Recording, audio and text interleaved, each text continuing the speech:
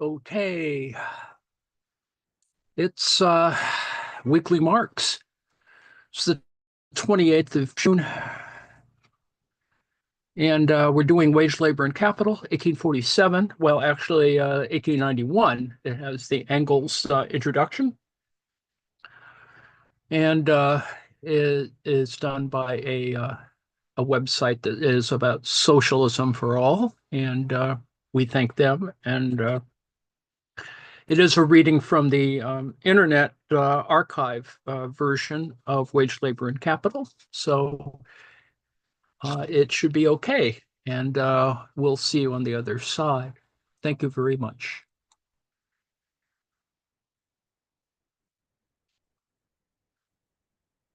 So let's get into it, starting with the introduction to Karl Marx's Wage, Labor, and Capital by Friedrich Engels. This pamphlet first appeared in the form of a series of leading articles in the Neue Rheinische Zeitung, beginning on April 4th, 1849. The text is made up from lectures delivered by Marx before the German Workingmen's Club of Brussels in 1847. The series was never completed. The promise to be continued at the end of the editorial in number 269 of the newspaper remained unfulfilled in consequence of the precipitous events of that time.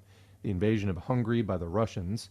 Tsarist troops invaded Hungary in 1849 to keep the Austrian Habsburg dynasty in power, and the uprisings in Dresden, Iserlohn, Elberfeld, the Palatinate, and in Baden. Note, spontaneous uprisings in Germany in May to July 1849, supporting the imperial constitution, which were crushed in mid-July, which led to the suppression of the paper on May 19, 1849. And among the papers left by Marx, no manuscript of any continuation of these articles has been found. Wage, Labor, and Capital has appeared as an independent publication in several editions, the last of which was issued by the Swiss Cooperative Printing Association in Hattingen, Zurich in 1884.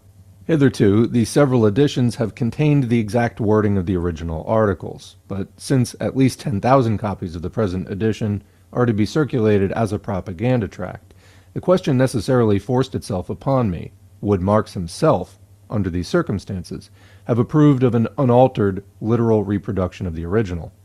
Marx, in the 40s, had not yet completed his criticism of political economy. This was not done until toward the end of the 50s. Consequently, such of his writings as were published before the first installment of his critique of political economy was finished deviate in some points from those written after 1859, and contain expressions and whole sentences which, viewed from the standpoint of his later writings, appear inexact and even incorrect. Now, it goes without saying that in ordinary editions, intended for the public in general, this earlier standpoint, as part of the intellectual development of the author, has its place, that the author, as well as the public, has an indisputable right to an unaltered reprint of these older writings. In such a case, I wouldn't have dreamed of changing a single word in it, but it is otherwise when the edition is destined almost exclusively for the purpose of propaganda.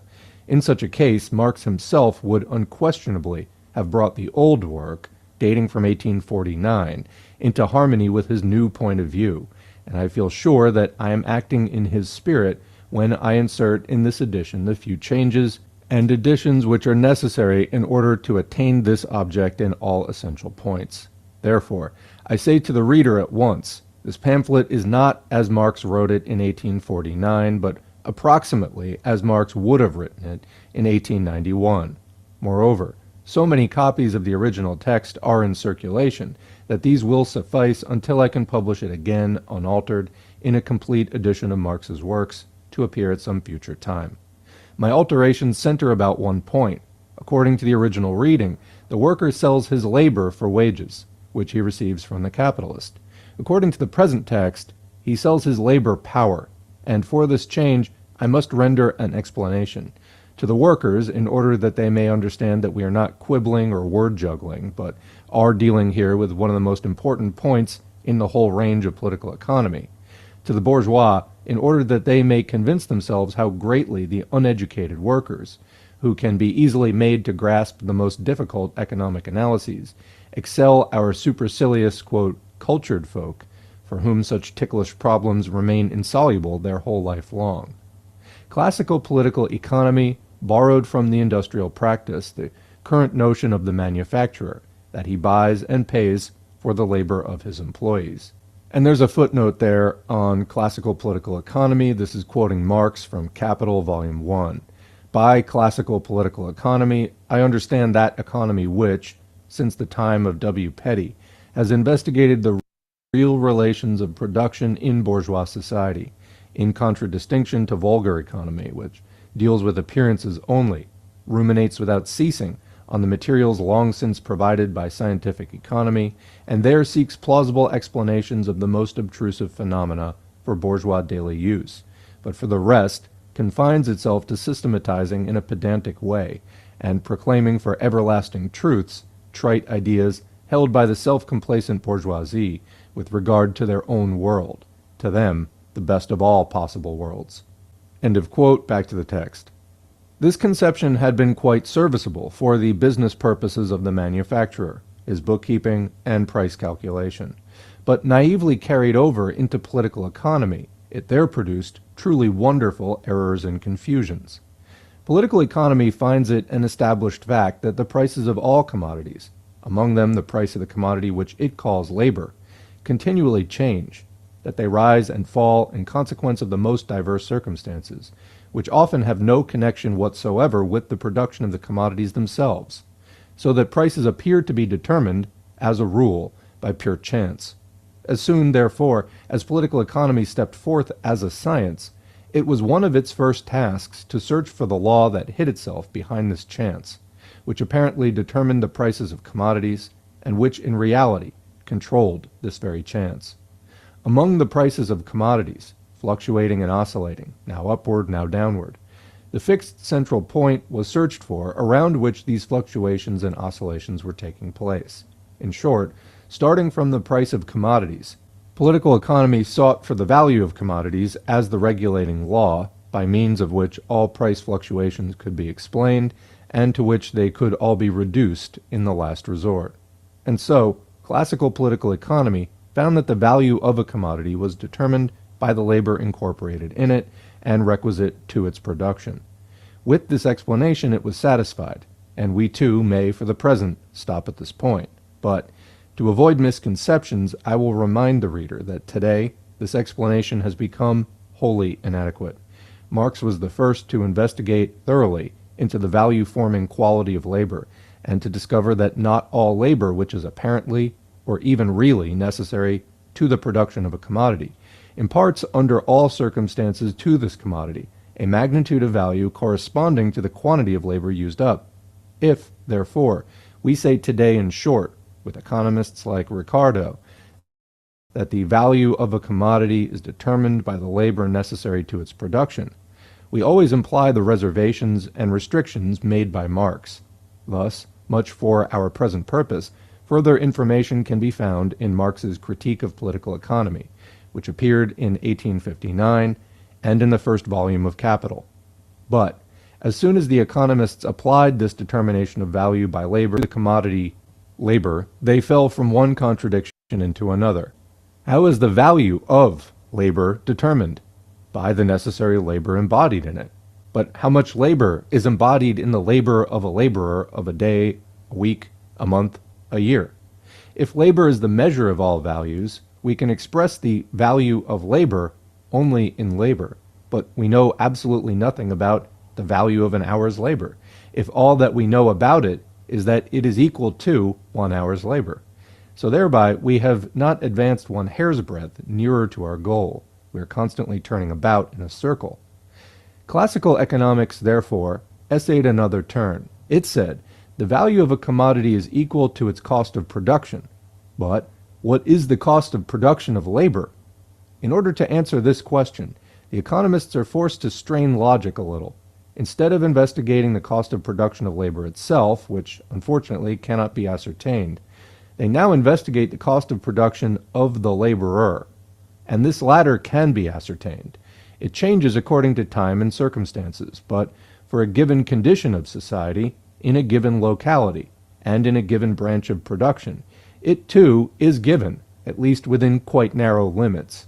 We live today under the regime of capitalist production, under which a large and steadily growing class of the population can live only on the condition that it works for the owners of the means of production, tools, machines, raw materials, and means of subsistence, in return for wages.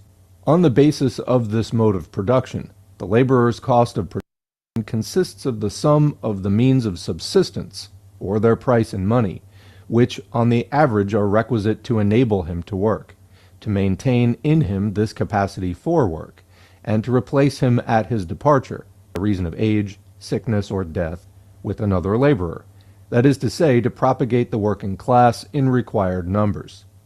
Let us assume that the money price of these means of subsistence averages 3 shillings a day. Our laborer gets, therefore, a daily wage of 3 shillings from his employer. For this, the capitalist lets him work, say, 12 hours a day. Our capitalist, moreover, calculates somewhat in the following fashion. Let us assume that our laborer, a machinist, has to make a part of a machine which he finishes in 1 day. The raw material, iron and brass in the necessary prepared form, costs 20 shillings. The consumption of coal by the steam engine, the wear and tear of this engine itself, of the turning lathe, and of the other tools with which our laborer works, represent, for 1 day and 1 laborer, a value of 1 shilling. The wages for 1 day are, according to our assumption, 3 shillings. This makes a total of 24 shillings for our piece of a machine. But the capitalist calculates that, on an average, he will receive for it a price of 27 shillings from his customers, or 3 shillings over and above his outlay. Whence do the 3 shillings pocketed by the capitalist come? According to the assertion of classical political economy, commodities are, in the long run, sold at their values. That is, they are sold at prices which correspond to the necessary quantities of labor contained in them. The average price of our part of a machine, 27 shillings, would therefore equal its value, i.e. equal the amount of labor embodied in it. But of these 27 shillings, 21 shillings were values already existing before the machinist began to work. 20 shillings were contained in the raw material, 1 shilling in the fuel consumed during the work and in the machines and tools used in the process and reduced in their efficiency to the value of this amount. There remains 6 shillings, which have been added to the value of the raw material. But according to the supposition of our economists themselves, these 6 shillings can arise only from the labor added to the raw material by the laborer. His 12 hours' labor has created, according to this, a new value of 6 shillings. Therefore, the value of his 12 hours' labor would be equivalent to 6 shillings. So we have at last discovered what the value of labor is.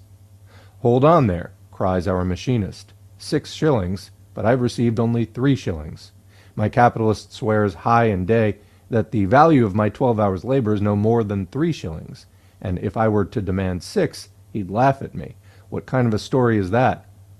If, before this, we got with our value of labor into a vicious circle, we now surely have driven straight into an insoluble contradiction.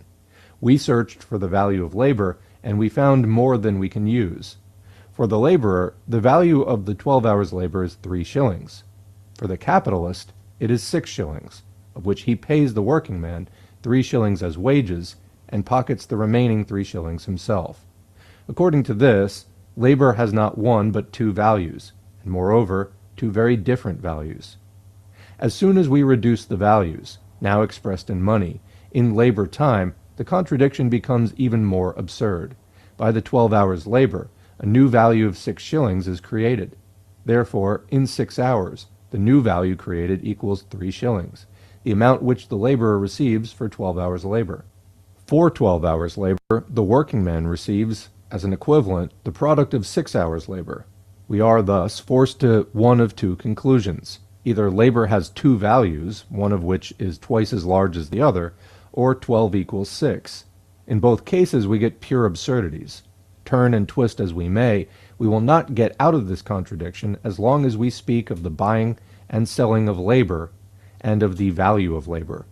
And just so it happened to the political economists. The last offshoot of classical political economy, the Ricardian school, was largely wrecked on the ins of this contradiction. Classical political economy had run itself into a blind alley. The man who discovered the way out of this blind alley was Karl Marx.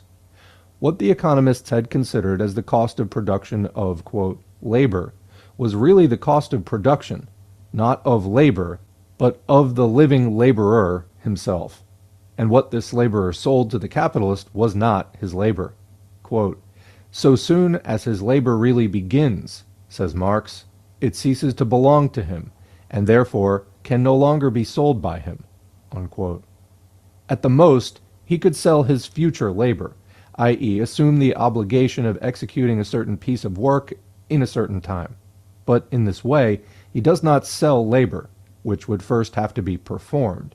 But not for a stipulated payment, he places his labor power at the disposal of the capitalist for a certain time, in case of time wages, or for the performance of a certain task, in case of piece wages. He hires out or sells his labor power. But this labor power has grown up with his person and is inseparable from it. Its cost of production, therefore, coincides with his own cost of production. What the economist called the cost of production of labor is really the cost of production of the laborer, and therewith of his labor power. And thus, we can also go back from the cost of production of labor power to the value of labor power, and determine the quantity of social labor that is required for the production of a labor power of a given quantity, as Marx has done in the chapter on the buying and selling of labor power, Capital Volume 1. Now, what takes place after the worker has sold his labor power, i.e., after he has placed his labor power at the disposal of the capitalist for stipulated wages, whether they are time wages or piece wages? The capitalist takes the laborer into his workshop or factory, where all the articles required for the work can be found: raw materials, auxiliary materials like coal, dyestuffs, etc., tools, and machines. Here, the worker begins to work. His daily wages are, as above, 3 shillings, and it makes no difference whether he earns them as day wages or piece wages. We again assume that in 12 hours the worker adds by his labor a new value of 6 shillings to the value of the raw materials consumed, which new value the capitalist realizes by the sale of the finished piece of work. Out of this new value, he pays the worker his 3 shillings, and the remaining 3 shillings he keeps for himself. If now the laborer creates in 12 hours a value of 6 shillings, in 6 hours he creates a value of 3 shillings. Consequently, after working 6 hours for the capitalist, the laborer has returned to him the equivalent of the 3 shillings received as wages. After 6 hours' work, both are quits, neither one owing a penny to the other. Hold on there, now cries out the capitalist. I've hired the laborer for a whole day, for 12 hours, but 6 hours are only a half a day. So work along lively there until the other 6 hours are at an end. Only then will we be even. And in fact, the laborer has to submit to the conditions of the contract upon which he entered of, quote, his own free will, and according to which he bound himself to work 12 whole hours for a product of labor which only cost 6 hours' labor. Similarly with piece wages. Let us suppose that in 12 hours our worker makes 12 commodities. Each of these costs a shilling in raw materials and wear and tear, and is sold for 2.5 shillings. On our former assumption, the capitalist gives the laborer 0.25 of a shilling for each piece, which makes a total of 3 shillings for 12 pieces. To earn this, the worker requires 12 hours. The capitalist receives 30 shillings for the 12 pieces. Deducting 24 shillings for raw materials and wear and tear, there remains 6 shillings, of which he pays 3 shillings in wages, and pockets the remaining 3, just as before.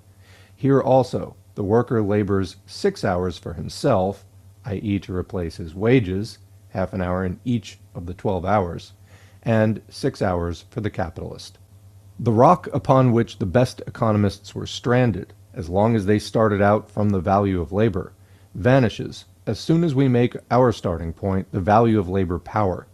Labor power is, in our present-day capitalist society, a commodity like every other commodity, but yet a very peculiar commodity. It has, namely, the peculiarity of being a value-creating force, the source of value, and, moreover, when properly treated, the source of more value than it possesses itself. In the present state of production, human labor power not only produces in a day a greater value than it itself possesses in costs, but with each new scientific discovery, with each new technical invention, there also rises the surplus of its daily production over its daily cost, while as a consequence there diminishes that part of the working day in which the laborer produces the equivalent of his day's wages, and, on the other hand, lengthens that part of the working day in which he must present labor gratis to the capitalist. And this is the economic constitution of our entire modern society. The working class alone produces all values, for value is only another expression for labor, that expression, namely, by which is designated in our capitalist society of today the amount of socially necessary labor embodied in a particular commodity. But these values produced by the workers do not belong to the workers. They belong to the owners of the raw materials, machines, tools, and money, which enable them to buy the labor power of the working class. Hence, the working class gets back only a part of the entire mass of products produced by it. And, as we have just seen, the other portion, which the capitalist class retains and which it has to share, at most, only with the landlord class, is increasing with every new invention and discovery, while the share which falls to the working class per capita rises but little and very slowly, or not at all, and under certain conditions it may even fall. But these discoveries and inventions, which supplant one another with ever-increasing speed, this productiveness of human labor, which increases from day to day to unheard-of proportions, at last gives rise to a conflict, in which present capitalistic economy must go to ruin. On the one hand, immeasurable wealth and a superfluidity of products with which the buyers cannot cope. On the other hand, the great mass of society proletarianized, transformed into wage laborers, and thereby disabled from appropriating to themselves that superfluidity of products.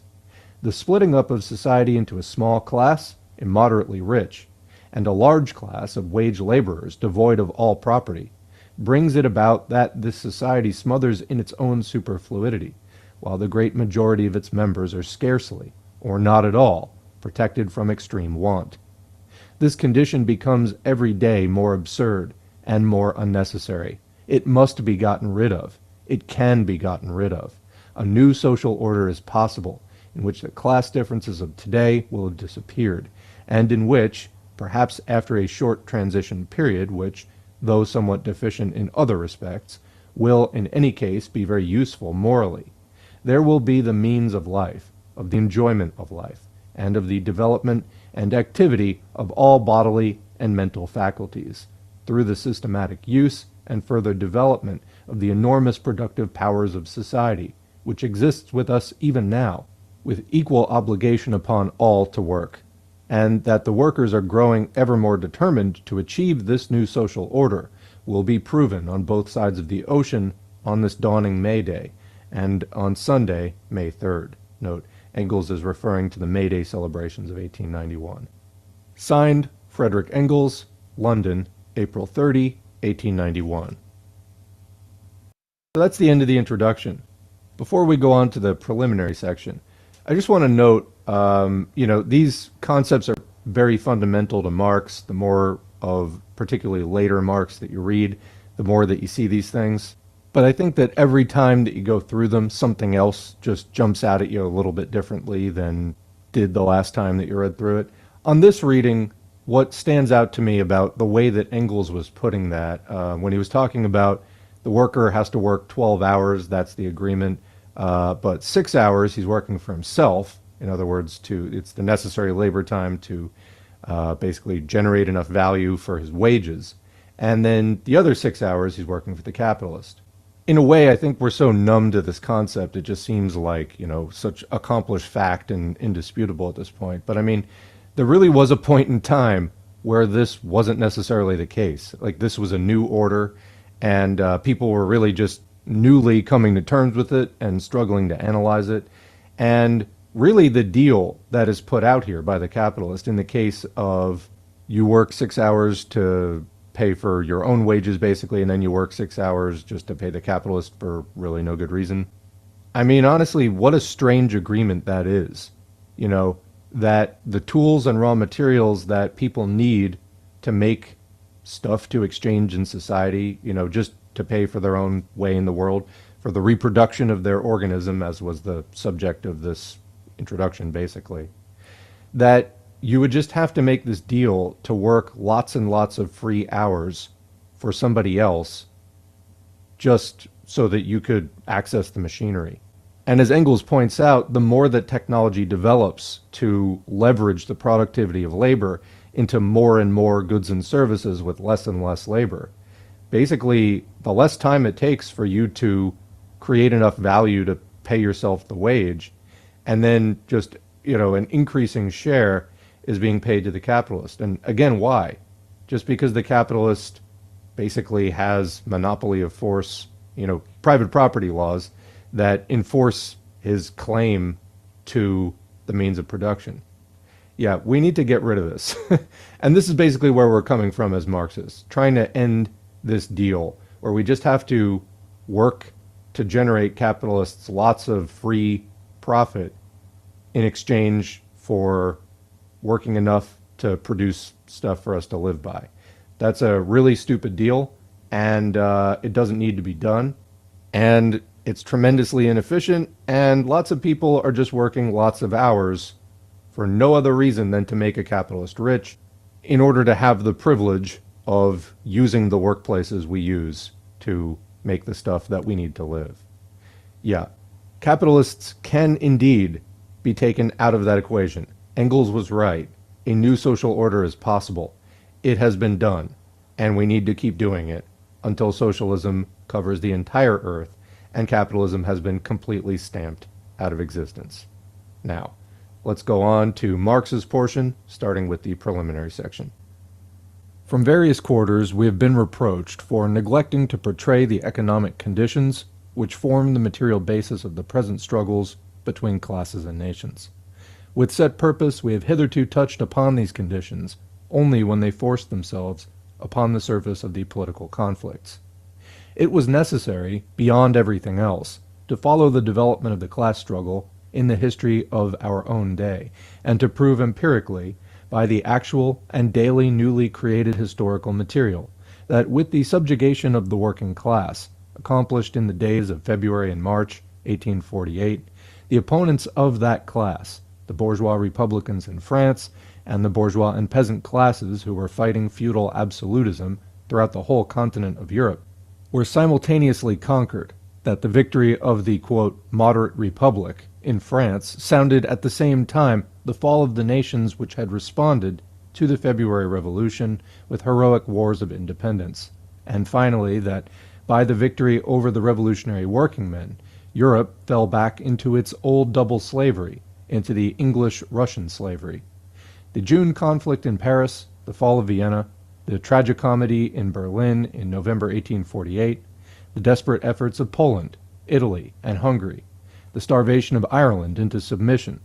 These were the chief events in which the European class struggle between the bourgeoisie and the working class was summed up, and from which we proved that every revolutionary uprising, however remote from the class struggle its object might appear, must of necessity fail until the revolutionary working class shall have conquered, that every social reform must remain a utopia until the proletarian revolution and the feudalistic counter-revolution have been pitted against each other in a worldwide war. In our presentation, as in reality, Belgium and Switzerland were tragicomic, caricaturish genre pictures in the great historic tableau. The one, the model state of the bourgeois monarchy, the other, the model state of the bourgeois republic. Both of them states that flatter themselves to be just as free from the class struggle as from the European Revolution. But now, after our readers have seen the class struggle of the year 1848 develop into colossal political proportions, it is time to examine more closely the economic conditions themselves upon which is founded the existence of the capitalist class and its class rule, as well as the slavery of the workers. We shall present the subject in three great divisions. 1. The relation of wage labor to capital, the slavery of the worker, the rule of the capitalist. 2. The inevitable ruin of the middle classes, petty bourgeois, and the so-called commons, peasants under the present system. 3. The commercial subjugation and exploitation of the bourgeois classes of the various European nations by the despot of the world market, England. We shall seek to portray this as simply and popularly as possible, and shall not presuppose a knowledge of even the most elementary notions of political economy. We wish to be understood by the workers, and moreover, there prevails in Germany the most remarkable ignorance and confusion of ideas in regard to the simplest economic relations, from the patented defenders of existing conditions down to the socialist wonder workers and the unrecognized political geniuses, in which divided Germany is even richer than in duodecimo princelings. We therefore proceed to the consideration of the first problem. So, Section 1, what are wages? How are they determined? If several workmen were to be asked, how much wages do you get? One would reply, I get 2 shillings a day, and so on. According to the different branches of industry in which they are employed, they would mention different sums of money that they receive from their respective employers for the completion of a certain task. For example, for weaving a yard of linen or for setting a page of type. Despite the variety of their statements, they would all agree upon one point, that wages are the amount of money which the capitalist pays for a certain period of work or for a certain amount of work. Consequently, it appears that the capitalist buys their labor with money, and that for money they sell him their labor. But this is merely an illusion. What they actually sell to the capitalist for money is their labor power. This labor power the capitalist buys for a day, a week, a month, etc. After he has bought it, he uses it up by letting the worker labor during the stipulated time. With the same amount of money with which the capitalist has bought their labor power, for example, with 2 shillings, he could have bought a certain amount of sugar or of any other commodity. The 2 shillings with which he bought 20 pounds of sugar is the price of 20 pounds of sugar. The 2 shillings with which he bought 12 hours use of labor power is the price of 12 hours labor. Labor power, then, is a commodity, no more, no less so, than is the sugar. The first is measured by the clock, the other by the scales. Their commodity, labor power, the workers exchange for the commodity of the capitalist, for money, and moreover, this exchange takes place at a certain ratio. So much money for so long a use of labor power. For 12 hours weaving, 2 shillings. And these 2 shillings, do they not represent all the other commodities which I can buy for 2 shillings? Therefore, actually, the worker has exchanged his commodity, labor power, for commodities of all kinds, and moreover, at a certain ratio. By giving him 2 shillings, the capitalist has given him so much meat, so much clothing, so much wood, light, etc., in exchange for his day's work. The 2 shillings therefore express the relation in which labor power is exchanged for other commodities, the exchange value of labor power. The exchange value of a commodity estimated in money is called its price.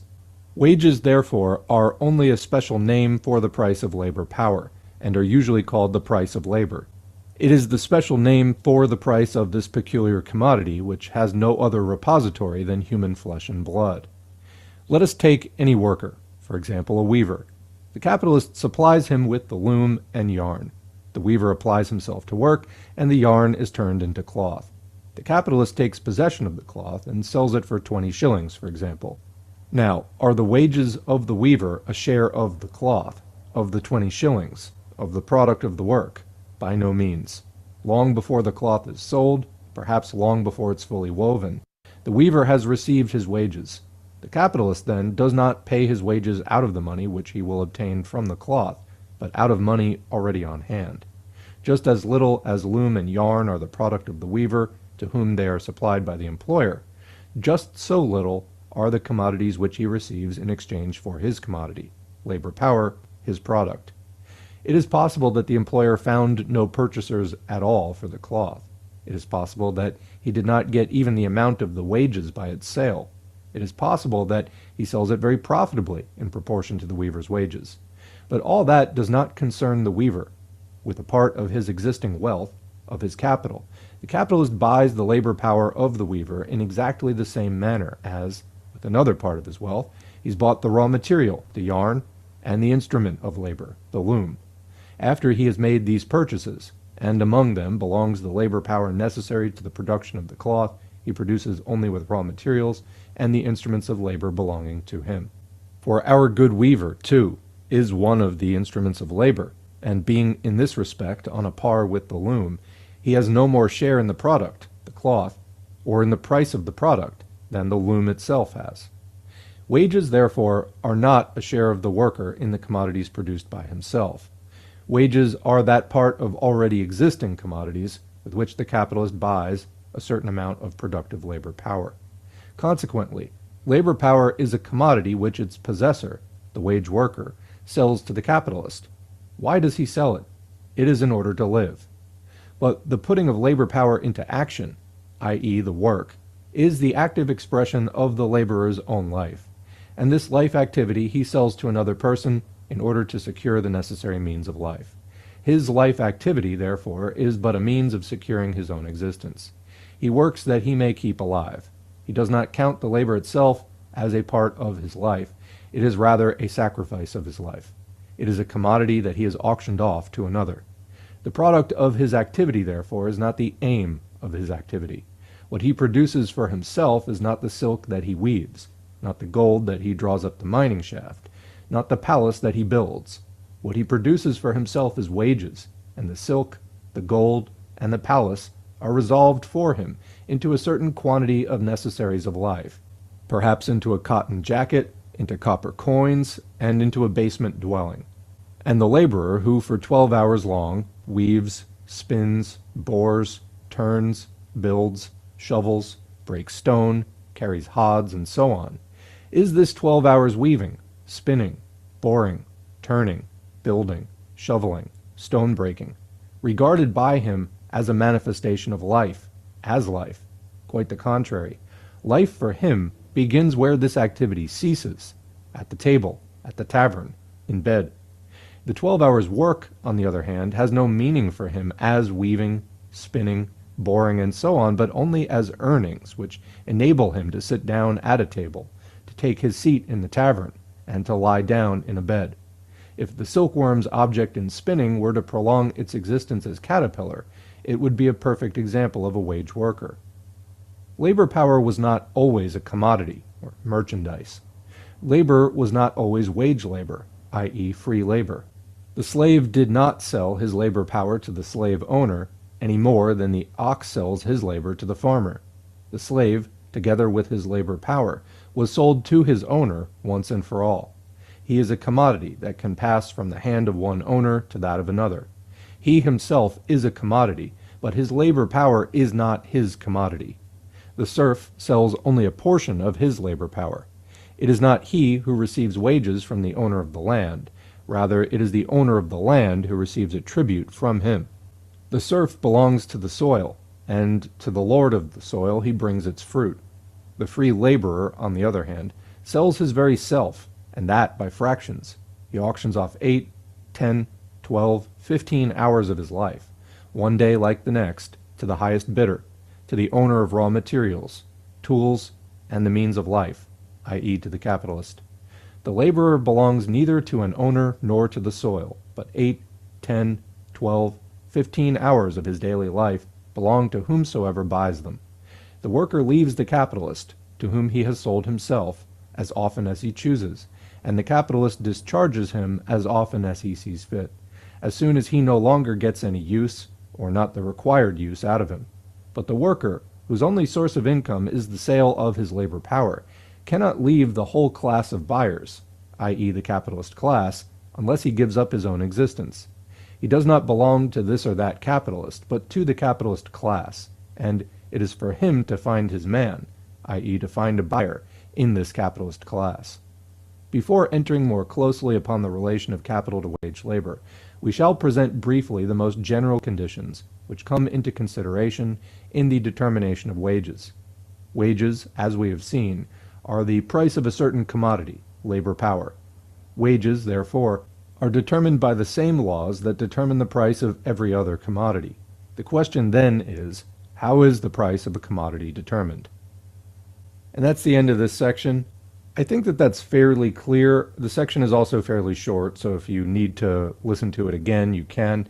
Basically, Marx is pointing out what is particular about the relationship of the worker to the capitalist in capitalism, as distinct from the relationship of a serf to a feudal lord, etc., and that in capitalism, workers belong to the capitalist class as a whole. It's the only place that workers can really sell their labor power. And of course, we as workers need to sell our labor power in order to get the wages that we need to buy the stuff that we need to live. All right, so the next section, by what is the price of a commodity determined? And remember here that Marx has pointed out in the first section already that labor power is really the only commodity that workers have to sell. Wages, of course, being the special name for the price of that commodity. So by asking by what is the price of a commodity determined, we can determine maybe the price of any commodity, including labor power, or in other words, how are wages determined. Although technically that's the next section, I think Marx splits those up into two chapters. But let's start with commodities in general. So, by what is the price of a commodity determined? By the competition between buyers and sellers, by the relation of the demand to the supply, of the call to the offer. The competition by which the price of a commodity is determined is threefold. The same commodity is offered for sale by various sellers. Whoever sells commodities of the same quality most cheaply is sure to drive the other sellers from the field, and to secure the greatest market for himself. The sellers therefore fight among themselves for the sales, for the market. Each one of them wishes to sell, and to sell as much as possible, and if possible to sell alone, to the exclusion of all other sellers. Each one sells cheaper than the other. Thus there takes place a competition among the sellers, which forces down the price of the commodities offered by them. But there is also a competition among the buyers.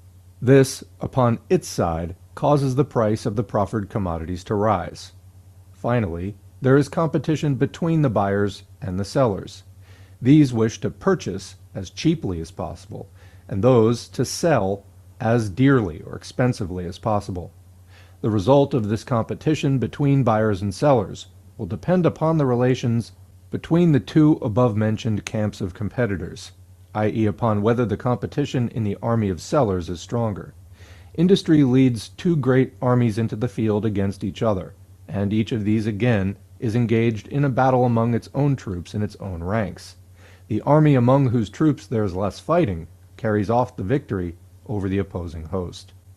Let us suppose that there are 100 bales of cotton in the market, and at the same time purchasers for 1,000 bales of cotton. In this case, the demand is 10 times greater than the supply. Competition among the buyers, then, will be very strong. Each of them tries to get hold of one bale, if possible, of the whole 100 bales.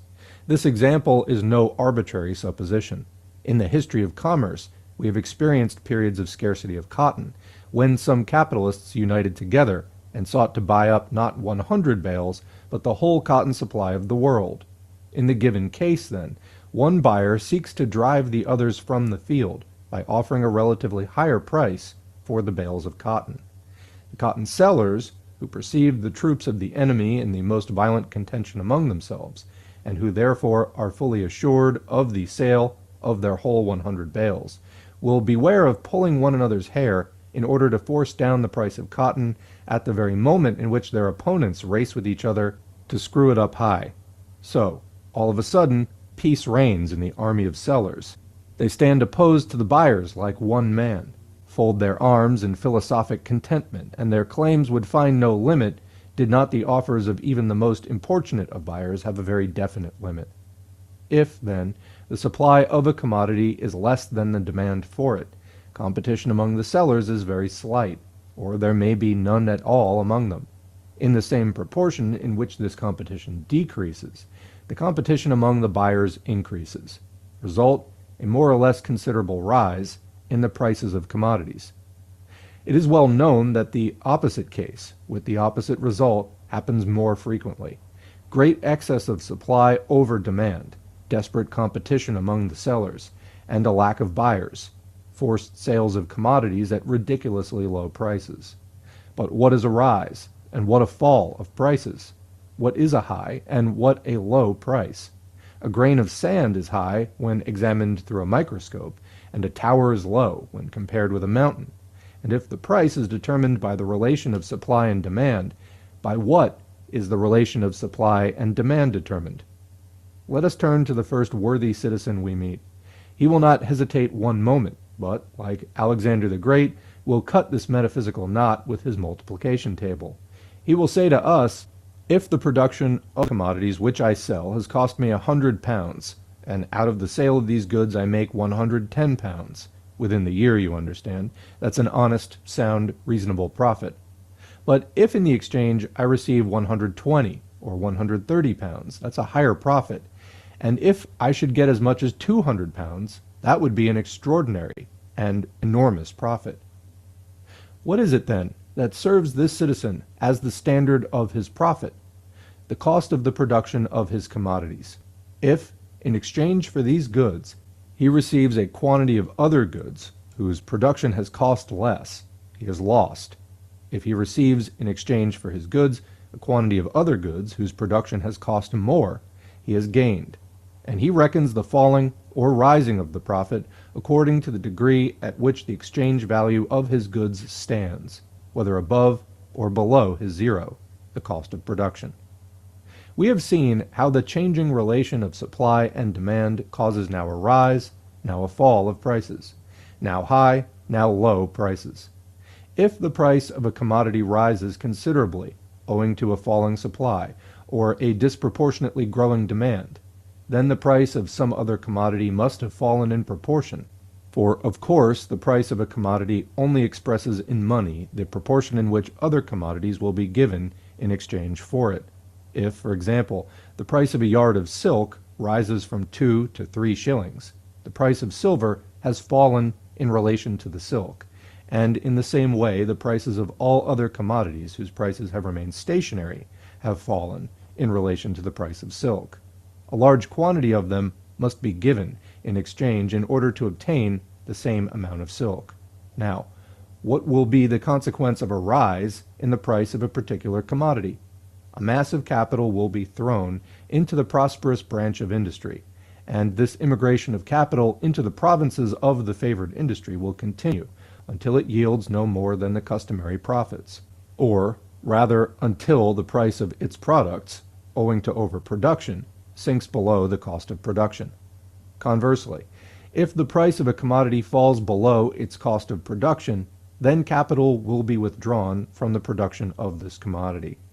Except in the case of a branch of industry which has become obsolete and is therefore doomed to disappear, the production of such a commodity, that is, its supply, will, owing to this flight of capital, continue to decrease until it corresponds to the demand, and the price of the commodity rises again to the level of its cost of production, or rather, until the supply has fallen below the demand, and its price has risen above its cost of production, for the current price of a commodity is always either above or below its cost of production.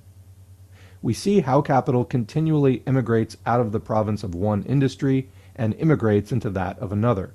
The high price produces an excessive immigration, and the low price an excessive emigration. We could show, from another point of view, how not only the supply but also the demand is determined by the cost of production, but this would lead us too far away from our subject. We have just seen how the fluctuation of supply and demand always brings the price of a commodity back to its cost of production. The actual price of a commodity, indeed, stands always above or below the cost of production, but the rise and fall reciprocally balance each other so that within a certain period of time, if the ebbs and flows of the industry are reckoned up together, the commodities will be exchanged for one another in accordance with their cost of production. Their price is thus determined by their cost of production. The determination of price by the cost of production is not to be understood in the sense of the bourgeois economists. The economists say that the average price of commodities equals the cost of production. That is the law. The anarchic movement, in which the rise is compensated for by a fall and the fall for a rise, they regard as an accident. We might just as well consider the fluctuations as the law, and the determination of the price by cost of production as an accident, as is, in fact, done by certain other economists. But it is precisely these fluctuations which, viewed more closely, carry the most frightful devastation in their train, and, like an earthquake, cause bourgeois society to shake to its very foundations. It is precisely these fluctuations that force the price to conform to the cost of production. In the totality of this disorderly movement is to be found its order. In the total course of this industrial anarchy, in this circular movement, competition balances, as it were, the one extravagance by the other.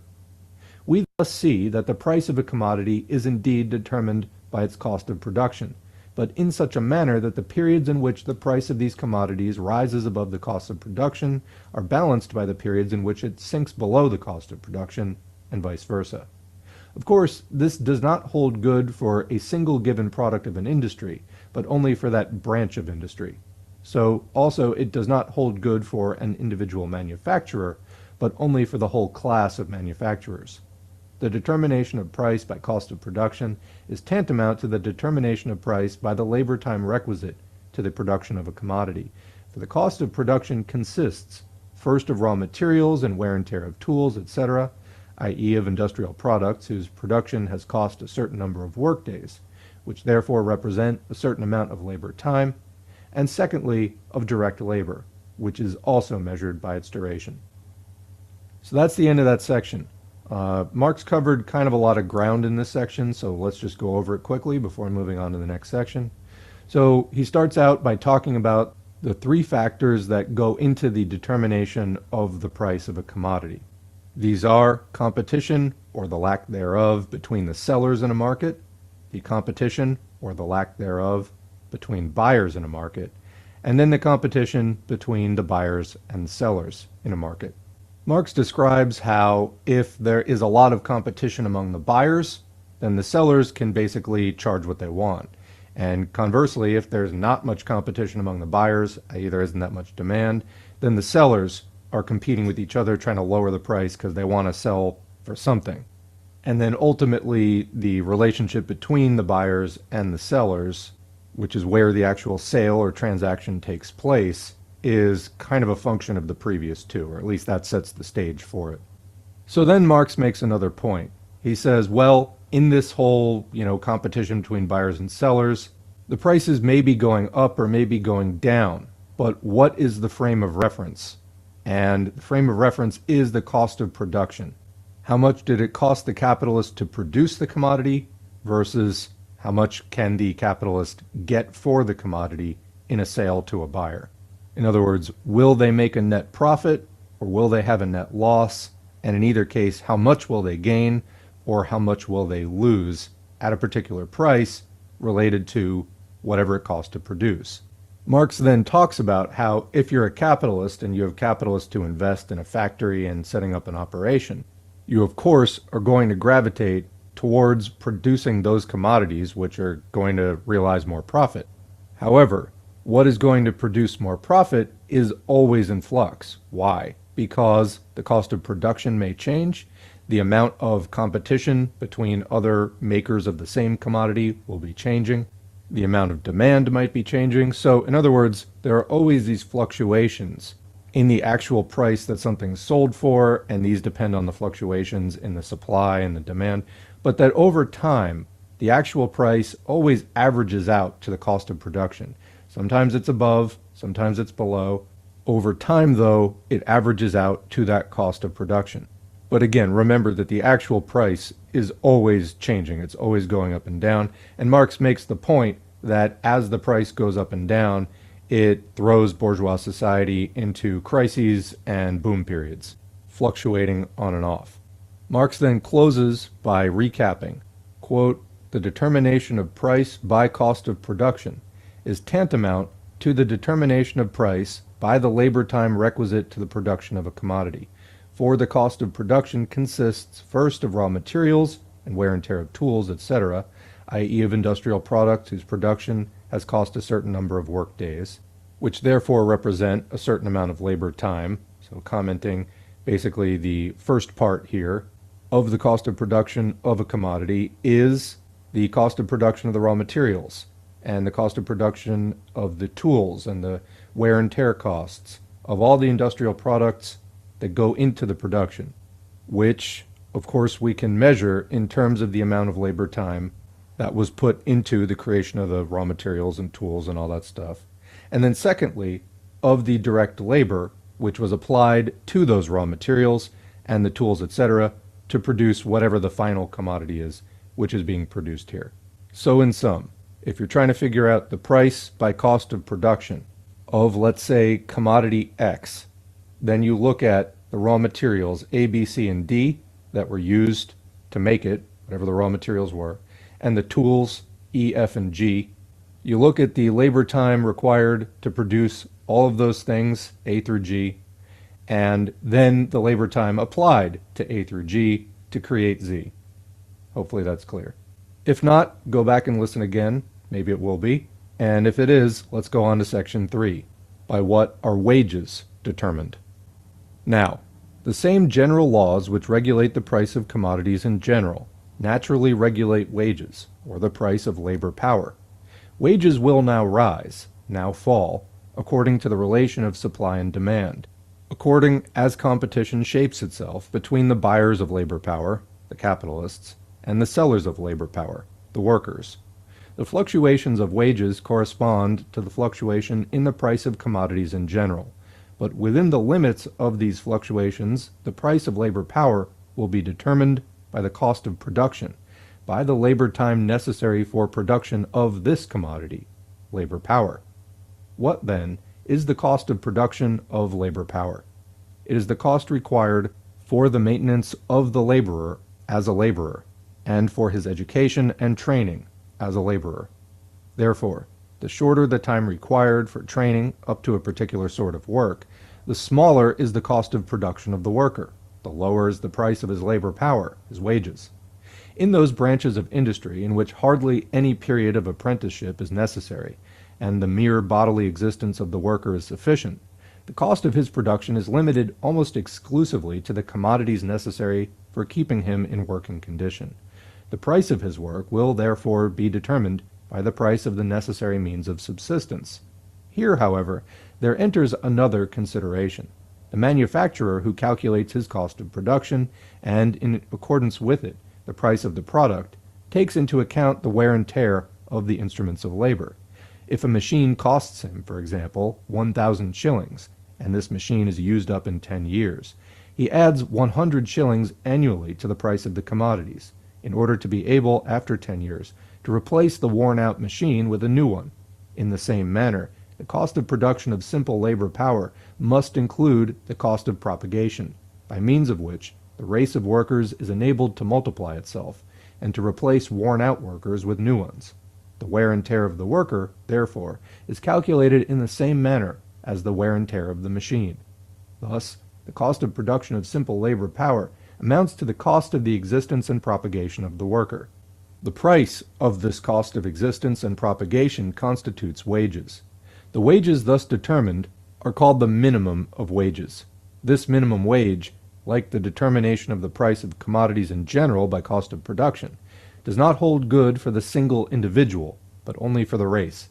Individual workers, indeed millions of workers, do not receive enough to be able to exist and to propagate themselves, but the wages of the whole working class adjust themselves within the limits of their fluctuations to this minimum. Now that we have come to an understanding in regard to the most general laws which govern wages, as well as the price of every other commodity, we can examine our subject more particularly. That's the end of that section. I think that that was fairly clear. So basically, we've already established that wages is just a special name basically for the price of labor power, a commodity, the only commodity really that workers have to sell, and that these wages, like any price, are determined by the average cost of production, which for a human being, which is where labor power lives, means the cost of existence, feeding, clothing, sheltering yourself, and all that kind of stuff, any education that you might need, which again, as Marx points out, is going to vary depending on the type of work that you're expected to do, and of propagation. So what does that mean? Reproduction, child rearing, family formation. So that's where we get wages from. Again, wages being another fancy name for the price of labor power. So the next two sections are about capital. The first is the nature and growth of capital, and then the relation of wage labor to capital. Let's start with the nature and growth of capital. Capital consists of raw materials, instruments of labor, and means of subsistence of all kinds, which are employed in producing new raw materials, new instruments, and new means of subsistence. All these components of capital are created by labor, products of labor, accumulated labor. Accumulated labor that serves as a means to new production is capital. So say the economists. What is a Negro slave? A man of the black race. Comment: note that Marx was writing this originally in the 1840s prior to the U.S. Civil War. However, it's worth noting also that the British Empire officially forbade slavery in 1833, making it significantly more progressive on this issue than the United States. That said, of course, the British Empire also guilty of innumerable other atrocities, just not that particular one. Continuing, the one explanation is worthy of the other. A Negro is a Negro. Only under certain conditions does he become a slave. A cotton spinning machine is a machine for spinning cotton. Only under certain conditions does it become capital. Torn away from these conditions, it is as little capital as gold is itself money, or sugar is the price of sugar. In the process of production, human beings work not only upon nature, but also upon one another. They produce only by working together in a specified manner, and reciprocally exchanging their activities. In order to produce, they enter into definite connections and relations to one another, and only within these social connections and relations does their influence upon nature operate, i.e., does production take place. These social relations between the producers and the conditions under which they exchange their activities and share in the total act of production will naturally vary according to the character of the means of production. With the discovery of a new instrument of warfare, the firearm, the whole internal organization of the army was necessarily altered, the relations within which individuals compose an army and can work as an army were transformed, and the relation of different armies to another was likewise changed. We thus see that the social relations within which individuals produce, the social relations of production, are altered, transformed, with the change and development of the material means of production, of the forces of production. The relations of production in their totality constitute what is called the social relations, society, and, moreover, a society at a definite stage of historical development, a society with peculiar, distinctive characteristics.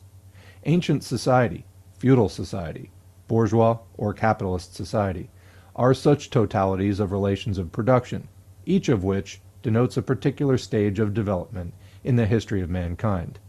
Capital is also a social relation of production. It is a bourgeois relation of production, a relation of production of bourgeois society. The means of subsistence, the instruments of labor, the raw materials of which capital consists, have they not been produced and accumulated under given social conditions, within definite special relations? Are they not employed for new production, under given special conditions, within definite social relations? And does not just the definite social character stamp the products which serve for new production as capital?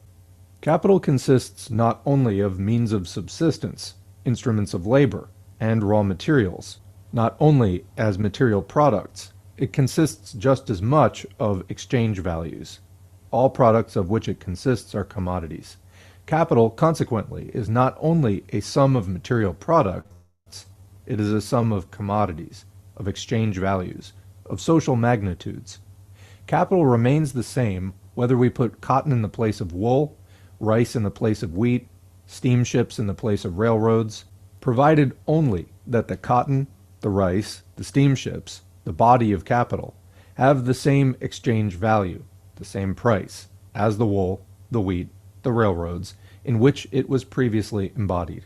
The bodily form of capital may transform itself continually, while capital does not suffer the least alteration.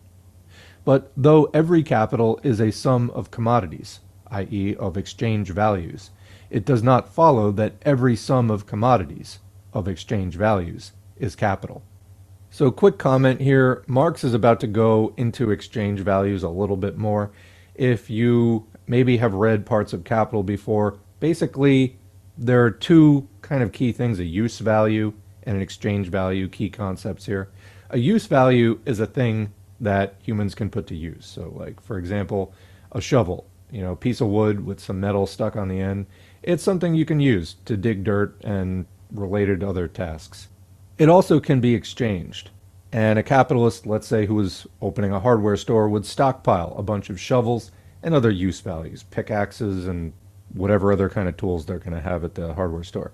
So you have them, but they're not really there for your use. They're there primarily for the capitalist as exchange values.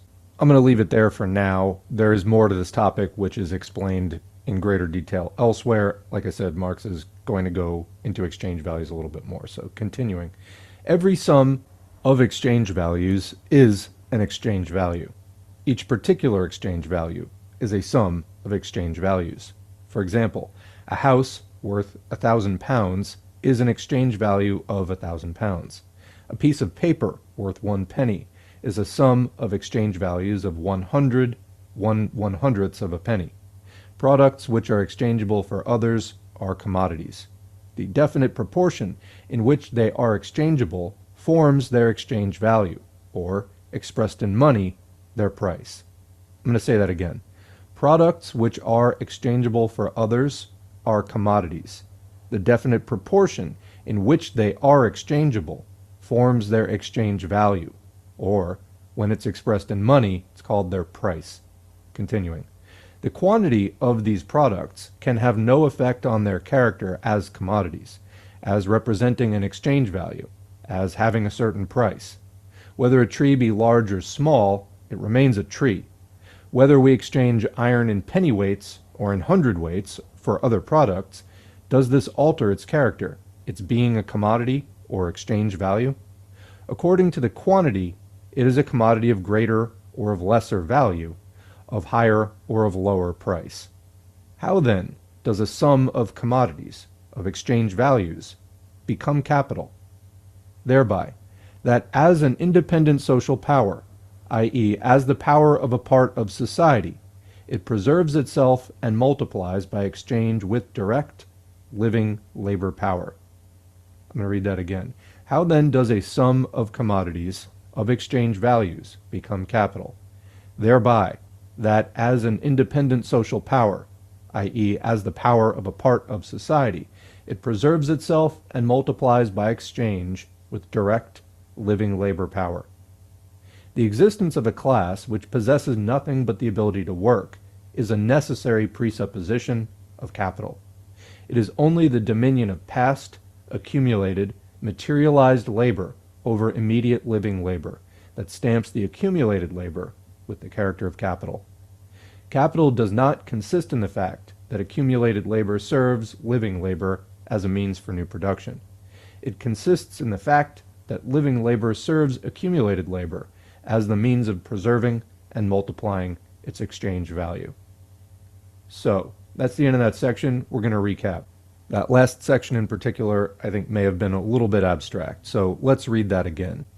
It is only the dominion of past, accumulated, materialized labor over immediate living labor that stamps the accumulated labor with the character of capital. So Marx is saying in that sentence that capital is past accumulated materialized labor, and this dominates immediate living labor. Going on, capital does not consist in the fact that accumulated labor serves living labor as a means for new production.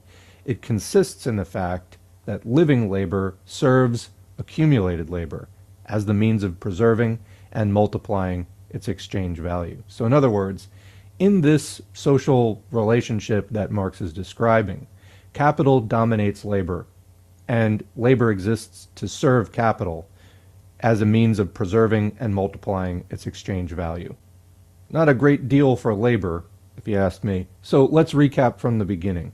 Marx opens with basically a definition of capital, which, if you're not reading carefully, you might mistake as the definition.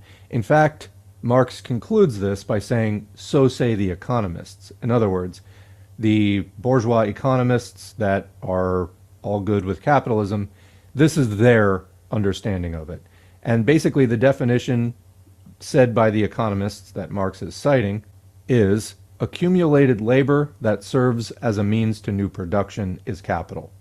What do we mean by accumulated labor? Well, you labor and then you create a product which is the embodiment or accumulation of your labor. So basically, products of labor which serve as a means to new production, that's capital, at least according to the bourgeois economists. However, over the course of this chapter, Marx is going to give new insights, ending by saying capital does not consist in, or its essence is not, the fact that accumulated labor serves living labor as a means for new production, as the bourgeois economists say.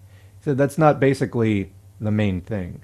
He says it consists in the fact that living labor serves accumulated labor as the means of preserving and multiplying its exchange value. So, how do we get from the bourgeois definition to Marx's proletarian or socialist definition, giving the insights basically of the working class into capital? So, Marx starts with two examples. One is a black man, the other is a cotton spinning machine. And he says that a black man is a black man. End of story in and of itself. Likewise, a cotton spinning machine is a cotton spinning machine in and of itself. End of story. But under certain conditions, each becomes something else, or I guess you could say takes on a social meaning, takes on a meaning within a certain set of social conditions. Marx then goes on to describe how the act of production, the process of production, which is important because we need to produce things just to survive, therefore we're always producing things, this is shaped by the technology that we use. And he gives the example there of warfare becomes shaped by new weapons. And specifically, what about warfare? The way in which armies are organized, basically how people participate in warfare, how we form social organizations for the purpose of warfare. Well, if you're fighting with crossbows, it may imply certain facts about the way that you need to organize yourself to your advantage. And if rifles become introduced at a later stage of technology, then it may imply different things about the way that the army needs to organize itself for, advantageous engagement in warfare. Well, the same thing with production. Industrial technology is going to change the processes of production, and therefore society will reform in particular ways around it to use that technology. Marx calls these social formations the relations of production. He says, we thus see that the social relations within which individuals produce, the social relations of production, are altered, transformed with the change and development of the material means of production, of the forces of production, in other words, that technology. The relations of production in their totality constitute what is called the social relations, society, and moreover, a society at a definite stage of historical development. So within Marxism, you have basically described different phases or modes of production. There's socialism, there's capitalism, there's feudalism, there are slave states and other things going back to earlier points in development. All of which, as Marx says, describe a society at a definite stage of historical development. And all of these have peculiar distinctive characteristics. So then Marx starts describing capitalism and capital, starting with the bourgeois definition of capital, which is products of labor or accumulated labor, which is then used in new production. In other words, the old products of labor are carried forward into new productive processes to engage in new production. So for example, you want to start a bakery. All right, going real minimal here, you need an oven, you need at least a table, you need flour, water, salt, sugar, whatever you're starting with. And where did these things come from? Did they just materialize out of the sky? No. The flour is the product of somebody else's labor, probably a whole operation. Where did the oven come from? Well, somebody made it. So, capital. Products of labor used in a new production process. Whoever made the oven was not engaging in baking, they were engaging in oven making. But You then take the oven and you engage that in the process of bread making or cakes or whatever you're going to make at your bakery. So, Marx makes the point that all that stuff which is capital is commodities, but not all commodities are capital. Well, what's the difference? What makes a commodity capital or not capital? Again, if you ask the bourgeois economists, they just say, well, you're using it in the new process of production. For Marx, that's not good enough. He asks, if capital is this thing, it's a sum of commodities, or in other words, of exchange values, which we know are interchangeable with any other exchange values of equal value. And a key thing here in their becoming capital is that they're being used in the production process. What does this imply? So let's read that ending again. Thereby, that as an independent social power, i.e. as the power of a part of society, it preserves itself, capital that is, and multiplies by exchange with direct living labor power. The existence of a class which possesses nothing but the ability to work is a necessary presupposition of capital. It is only the dominion of past accumulated materialized labor over immediate living labor that stamps the accumulated labor with the character of capital. And then he summarizes again by closing with, capital does not consist in the fact that accumulated labor serves living labor as a means for new production. It consists in the fact that living labor serves accumulated labor as the means of preserving and multiplying its exchange value. So, in my honest opinion, I think that this could be put more clearly. In other words, I think that the way that it's written here, the meaning doesn't really leap off the page, at least in my opinion. For example, Marx makes the statement, the existence of a class which possesses nothing but the ability to work is a necessary presupposition of capital. So, we have basically Marx describing here this thing, capital, which is sort of apart from and also dominating the lives of direct living labor power. In fact, as Marx says, preserving itself and multiplying itself by exchange with direct living labor power. In other words, when capital comes into contact with direct living labor power, it has the effect of preserving and multiplying capital as this power of a part of society which grows and grows, and labor is just basically there to serve it and make sure that it keeps growing and growing. Again, I think that the meaning comes across, but maybe this isn't the most lucid statement of these principles. Anyway, I think I've milked this one for every last drop. What do you think? Leave a comment below. We're going to move on, though, to the next section, the relation of wage labor to capital. What is it that takes place in the exchange between the capitalist and the wage laborer? The laborer receives means of subsistence in exchange for his labor power. The capitalist receives, in exchange for his means of subsistence, labor, the productive activity of the laborer, the creative force by which the worker not only replaces what he consumes, but also gives to the accumulated labor a greater value than it previously possessed. The laborer gets from the capitalist a portion of the existing means of subsistence. For what purpose do these means of subsistence serve him? For immediate consumption. But as soon as I consume these means of subsistence, they are irrevocably lost to me, unless I employ the time during which these means sustain my life in producing new means of subsistence, in creating by my labor new values in place of the values lost in consumption. But it is just this noble reproductive power that the laborer surrenders to the capitalist in exchange for means of subsistence received. Consequently, he has lost it for himself. Let us take an example. For 1 shilling, a laborer works all day long in the fields of a farmer, to whom he thus secures a return of 2 shillings. The farmer not only receives the replaced value, which he has given to the day laborer, he has doubled it. Therefore, he has consumed the 1 shilling that he gave to the day laborer in a fruitful, productive manner. For the 1 shilling, he has bought the labor power of the day laborer, which creates products of the soil of twice the value, and out of 1 shilling makes 2. The day laborer, on the contrary, receives, in the place of his productive force, whose results he has just surrendered to the farmer, 1 shilling, which he exchanges for means of subsistence, which he consumes more or less quickly.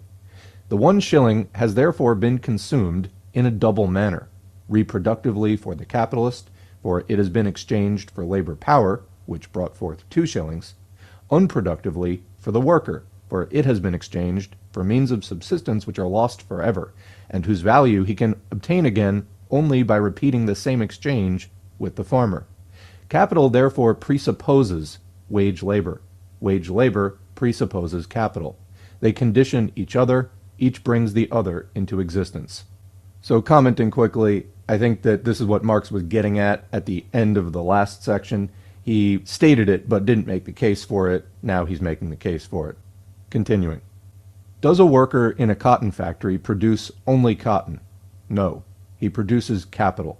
He produces values which serve anew to command his work, and to create by means of it new values.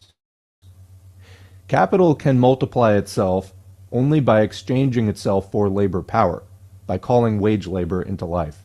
The labor power of the wage laborer can exchange itself for capital only by increasing capital, by strengthening that very power whose slave it is.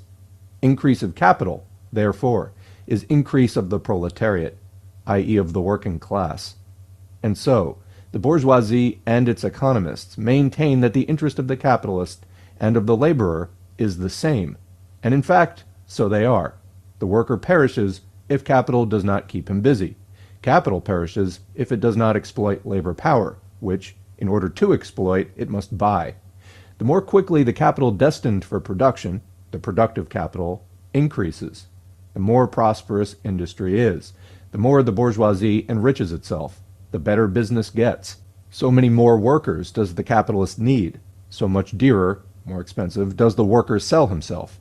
The fastest possible growth of productive capital is, therefore, the indispensable condition for a tolerable life to the laborer. But what is growth of productive capital?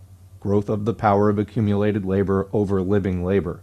Growth of the rule of the bourgeoisie over the working class. When wage labor produces the alien wealth dominating it, the power hostile to it, capital, there flow back to it its means of employment, i.e., its means of subsistence, under the condition that it again become a part of capital, that is, to become again the lever whereby capital is to be forced into an accelerated, expansive movement. To say that the interests of capital and the interests of the workers are identical signifies only this, that capital and wage labor are two sides of one and the same relation. The one conditions the other in the same way that the usurer and the borrower condition each other. As long as the wage laborer remains a wage laborer, his lot is dependent upon capital. That is what the boasted community of interests between workers and capitalists amounts to. If capital grows, the mass of wage labor grows. The number of wage workers increases. In a word, the sway of capital extends over a greater mass of individuals. Let us suppose the most favorable case. If productive capital grows, the demand for labor grows. It therefore increases the price of labor power, wages. A house may be large or small. As long as the neighboring houses are likewise small, it satisfies all social requirement for a residence. But let there arise next to the little house a palace, and the little house shrinks to a hut. The little house now makes it clear that its inmate has no social position at all to maintain, or but a very insignificant one. And however high it may shoot up in the course of civilization, if the neighboring palace rises in equal or even in greater measure, the occupant of the relatively little house will always find himself more uncomfortable, more dissatisfied, more cramped within his four walls. An appreciable rise in wages presupposes a rapid growth of productive capital. Rapid growth of productive capital calls forth just as rapid a growth of wealth, of luxury, of social needs and social pleasures.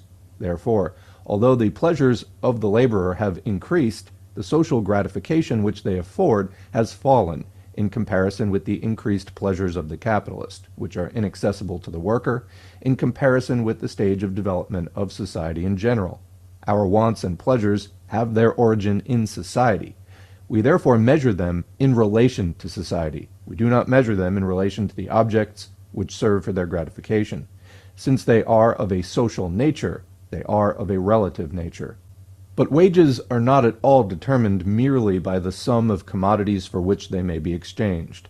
Other factors enter into the problem.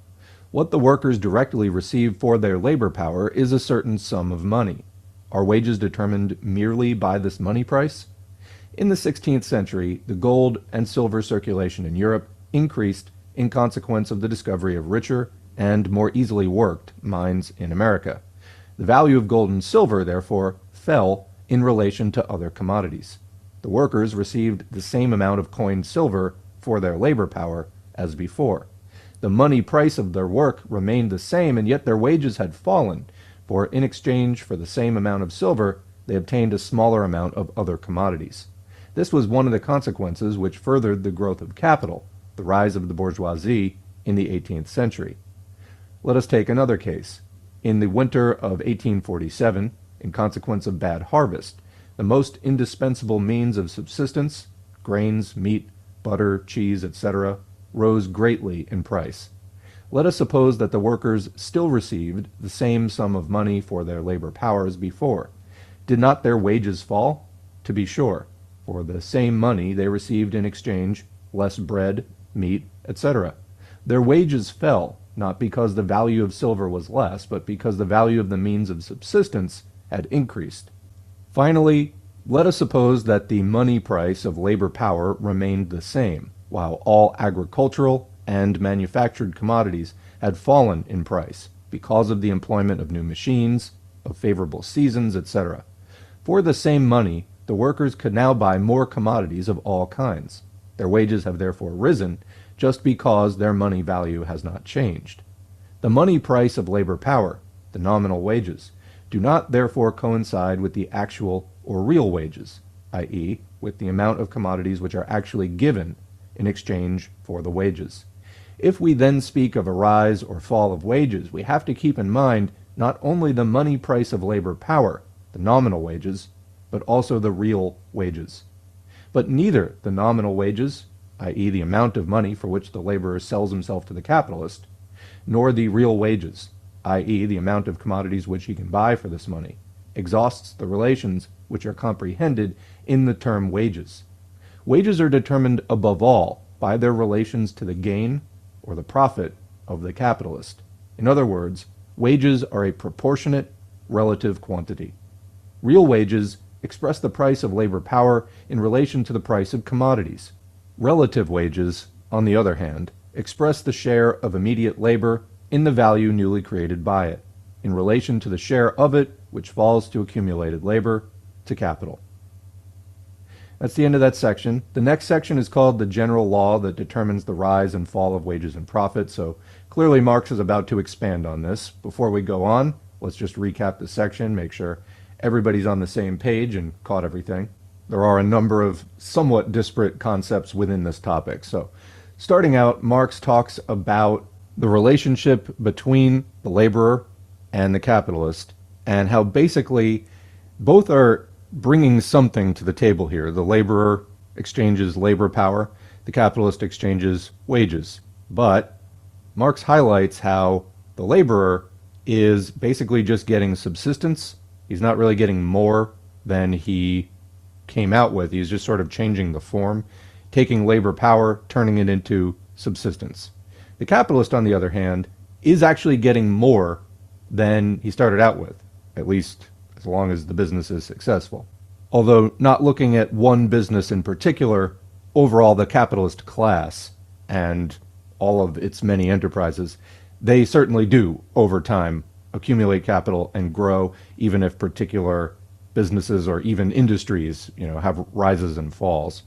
But basically the setup here is that the laborer is subsisting while the capitalist's wealth is growing. And that is just the way the logic of this system goes, as Marx just explained. This is basic to capitalism. So what happens over time?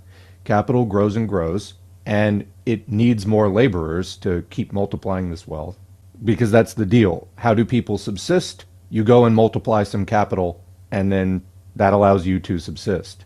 That's the basic deal of capitalism. You must multiply capital in order to subsist. Those are the terms of getting in the door to a capitalist enterprise and having them let you operate the means of production. So, over time, capital grows and grows, more and more people become proletarianized. It's just a process. This is just what happens. There's really no going back, although that doesn't stop certain reactionaries from, as we say, trying to turn back the wheel of history. But there is no turning it back. And this drive either comes out of ignorance of these processes or just denial. And, well, we're going to try it anyway. And you can get movements such as fascism out of this process, but that's another discussion. What we as socialists say is that the best thing for the proletariat, this newly created large class of dispossessed workers, merely abolish private property and then operate the means of production in common. So, thereby we break this deal of just multiplying capital to subsist, and that capital remains in private hands. So Marx then goes on to consider, all right, well, what if everything's going smoothly and there's great demand for laborers and the capitalists are paying high wages, high prices of labor power, high wages? Well, then he considers that how satisfied workers will be, I mean, people in general will be with what they can get with their wages. You start out with a house and it might be small, but it meets your needs and everybody around you has houses. But then in comparison to somebody else having something big, because our satisfaction in these ways is social, then that creates a dissonance.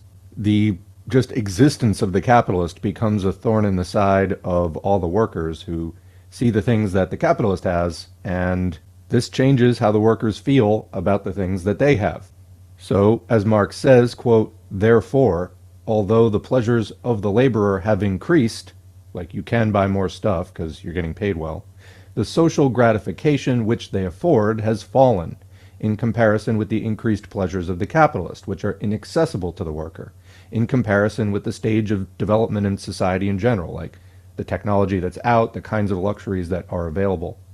Our wants and pleasures have their origin in society. Like, it's kind of what we're doing all this for. We therefore measure them in relation to society.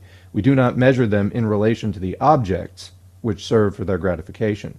Since they are of a social nature, they are of a relative nature. In other words, all the things that you have, you don't just have them in a vacuum.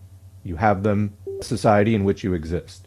And you use them in your relationship with other people, to some extent in your relationship with yourself, and that is the background for your experience of all the stuff that you have. So with that out of the way, Marx then goes on to a couple of closing concepts. Nominal wages, which is the actual number that's on your paycheck. Then there's real wages, which is how much those numbers can actually get you in terms of food and shelter and clothing and recreational toys and whatever else. And that depends on the relation of the price of labor power to the price of all those other commodities that you'd be exchanging your wages for.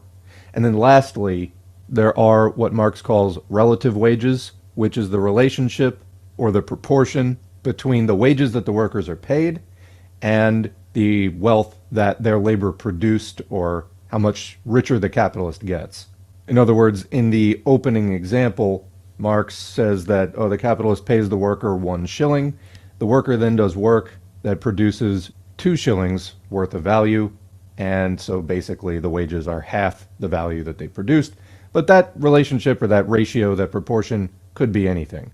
Could be 2 to 1, could be 5 to 1, could be 300 to 1. So again, nominal wages, the amount that's on your paycheck. Real wages, the amount of stuff you can get for whatever your paycheck was. And relative wages, the amount on your paycheck in comparison to how much capital your work produced. All right, recap over, let's go on to the next section, the general law that determines the rise and fall of wages and profits. We have said wages are not a share of the worker in the commodities produced by him. Wages are that part of already existing commodities with which the capitalist buys a certain amount of productive labor power. But the capitalist must replace these wages out of the price for which he sells the product made by the worker. He must so replace it that, as a rule, there remains to him a surplus above the cost of production expended by him. That is, he must get a profit. The selling price of the commodities produced by the worker is divided, from the point of view of the capitalist, into 3 parts. First, the replacement of the price of the raw materials advanced by him. in addition to the replacement of the wear and tear of the tools, machines, and other instruments of labor likewise advanced by him.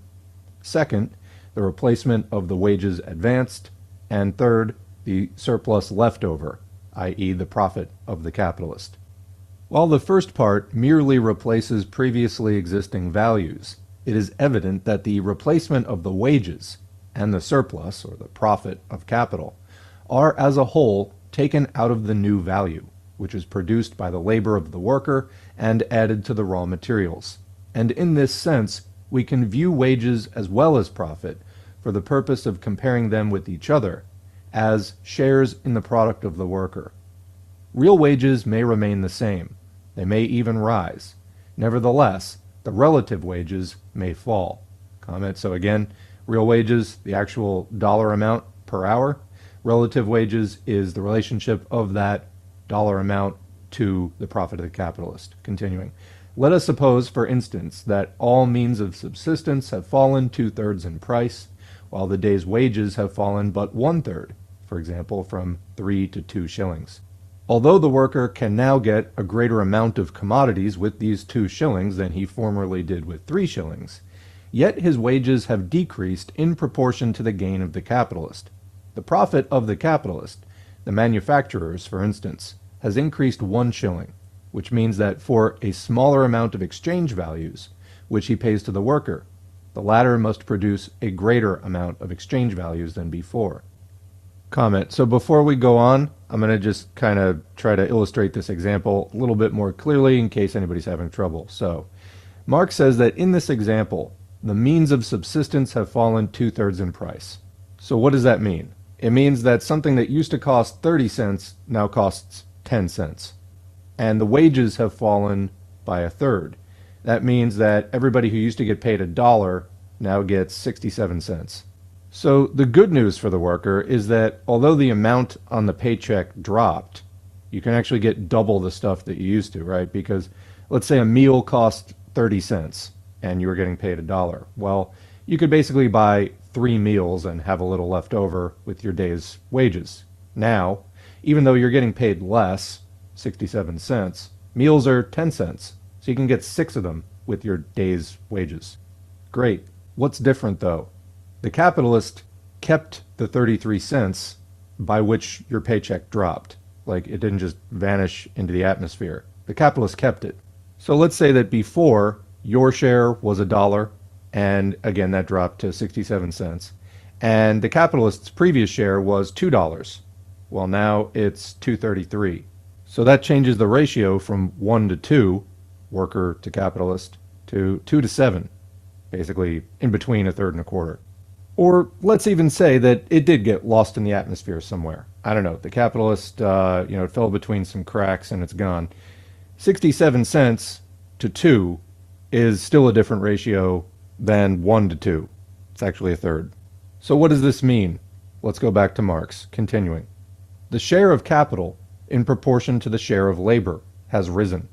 The distribution of social wealth between capital and labor has become still more unequal than it was before.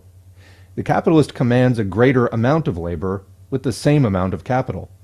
The power of the capitalist class over the working class has grown.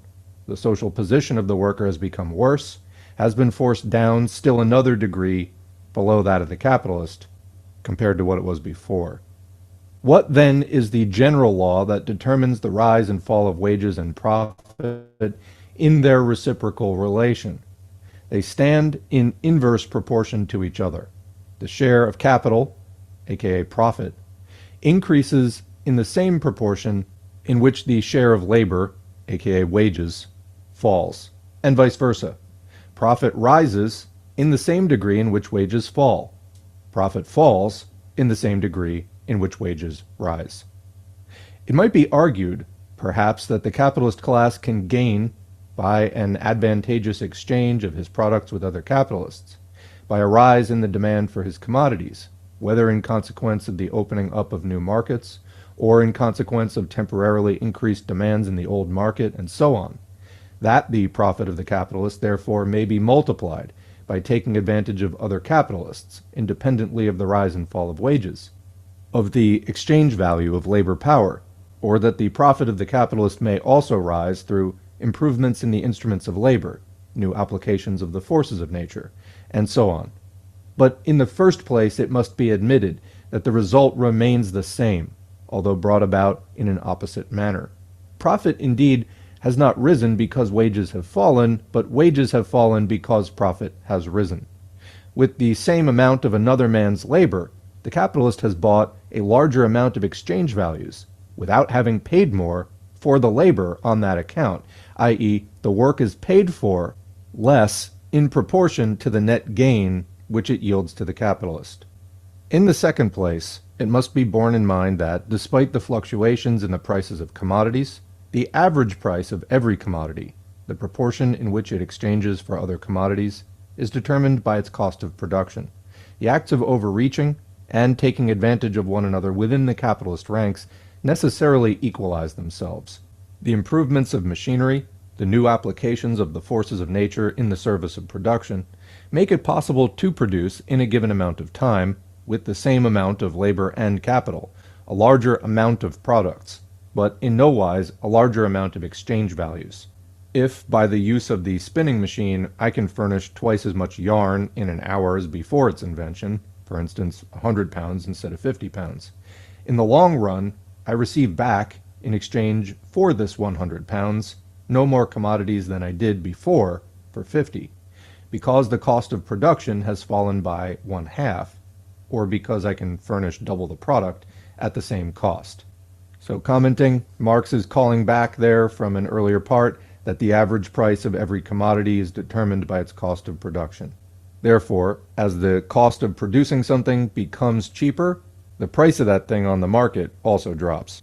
Continuing. Finally, in whatsoever proportion the capitalist class, whether of one country or of the entire world market, distribute the net revenue of production among themselves, the total amount of this net revenue always consists exclusively of the amount by which accumulated labor has been increased from the proceeds of direct labor. This whole amount, therefore, grows in the same proportion in which labor augments capital, i.e., in the same proportion in which profit rises as compared with wages. So that's the end of that section. I think we've probably highlighted enough. If you still have a question, leave it in the comment section below, and we'll see what we can do. The next section is the interests of capital and wage labor are diametrically opposed, and the effective growth of productive capital on wages. We thus see that, even if we keep ourselves within the relation of capital and wage labor, the interests of capital and the interest of wage labor are diametrically opposed to each other. A rapid growth of capital is synonymous with a rapid growth of profits. Profits can grow rapidly only when the price of labor, the relative wages, decrease just as rapidly. Relative wages may fall, although real wages rise simultaneously with nominal wages, with the money value of labor, provided only that the real wage does not rise in the same proportion as the profit. If, for instance, in good business years wages rise 5%, while profits rise 30%, the proportional or the relative wage has not increased but decreased. If, therefore, the income of the worker increased with the rapid growth of capital, there is at the same time a widening of the social chasm that divides the worker from the capitalist, and increase in the power of capital over labor, a greater dependence of labor upon capital. To say that the worker has an interest in the rapid growth of capital means only this, that the more speedily the worker augments the wealth of the capitalist, the larger will be the crumbs which fall to him, but also the greater will be the number of workers that can be called into existence, or the more that the mass of slaves dependent upon capital can be increased. We've thus seen that even the most favorable situation for the working class, namely the most rapid growth of capital, however much it may improve the material life of the worker, does not abolish the antagonism between his interests and the interests of the capitalist. Profit and wages remain as before, in inverse proportion. If capital grows rapidly, wages may rise, but the profit of capital rises disproportionately faster. The material position of the worker has improved, but at the cost of his social position. The social chasm that separates him from the capitalist has widened.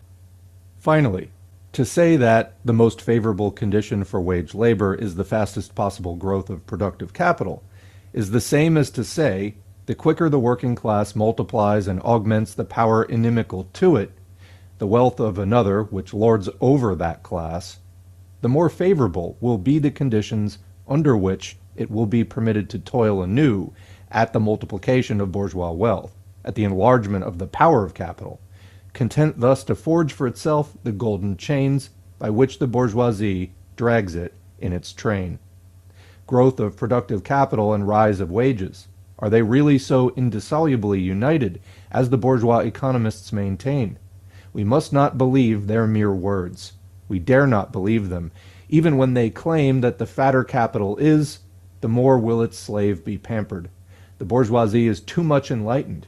It keeps its accounts much too carefully to share the prejudices of the feudal lord, who make an ostentatious display of the magnificence of his retinue. The conditions of existence of the bourgeoisie compel it to attend carefully to its bookkeeping. We must therefore examine more closely into the following question. In what manner does the growth of productive capital affect wages? If, as a whole, the productive capital of bourgeois society grows, there takes place a more many-sided accumulation of labor. The individual capitals increase in number and in magnitude. The multiplications of individual capitals increases the competition among capitalists. The increasing magnitude of increasing capitals provides the means of leading more powerful armies of workers with more gigantic instruments of war upon the industrial battlefield. The one capitalist can drive the other from the field and carry off his capital only by selling more cheaply. In order to sell more cheaply, without ruining himself, he must produce more cheaply, i.e., increase the productive forces of labor as much as possible. But the productive forces of labor is increased above all by a greater division of labor, and by a more general introduction and constant improvement of machinery. The larger the army of workers among whom the labor is subdivided, the more gigantic the scale upon which machinery is introduced, the more in proportion does the cost of production decrease, the more fruitful is the labor. And so there arises among the capitalists a universal rivalry for the increase of the division of labor and of machinery, and for their exploitation upon the greatest possible scale. If, now, by a greater division of labor, by the application and improvement of new machines, by a more advantageous exploitation of the forces of nature on a larger scale. Comment, and when Marx says forces of nature, think like electricity. He's not necessarily talking about trees, but like forces of nature, new scientific discoveries, etc. Continuing. A capitalist has found the means of producing with the same amount of labor, whether it be direct or accumulated labor, a larger amount of products of commodities than his competitors. If, for instance, he can produce a whole yard of linen in the same labor time in which his competitors weave half a yard, how will this capitalist act? He could keep on selling half a yard of linen at old market price, but this would not have the effect of driving his opponents from the field and enlarging his own market. But his need of a market has increased in the same measure in which his productive power has extended. The more powerful and costly means of production that he has called into existence enable him, true, to sell his wares more cheaply, but they compel him at the same time to sell more of them, to sell more wares, to get control of a very much greater market for his commodities. Consequently, this capitalist will sell his half yard of linen more cheaply than his competitors. But the capitalist will not sell the whole yard so cheaply as his competitors sell the half yard, although the production of the whole yard costs him no more than does that of the half yard to the others. Otherwise, he would make no extra profit, and he would get back in exchange only the cost of production. He might obtain a greater income from having set in motion a larger capital, but not from having made a greater profit on his capital than the others. Moreover, he attains the object he is aiming at if he prices his goods only a small percentage lower than his competitors. He drives them off the field, he wrests from them at least part of their market by underselling them. Comment. So basically what Marx is saying is even if you can create double the product, whatever you're selling, let's say a carpet, as your competitor. You're a capitalist, you're a carpet manufacturer, and there are other carpet manufacturers out there. You develop some new machine, some new process, whatever, that enables you to produce literally double the amount of product, carpets, for the exact same cost of production. Well, you then have a tremendous amount more leeway in what you can price your product on the market while still retaining profitability.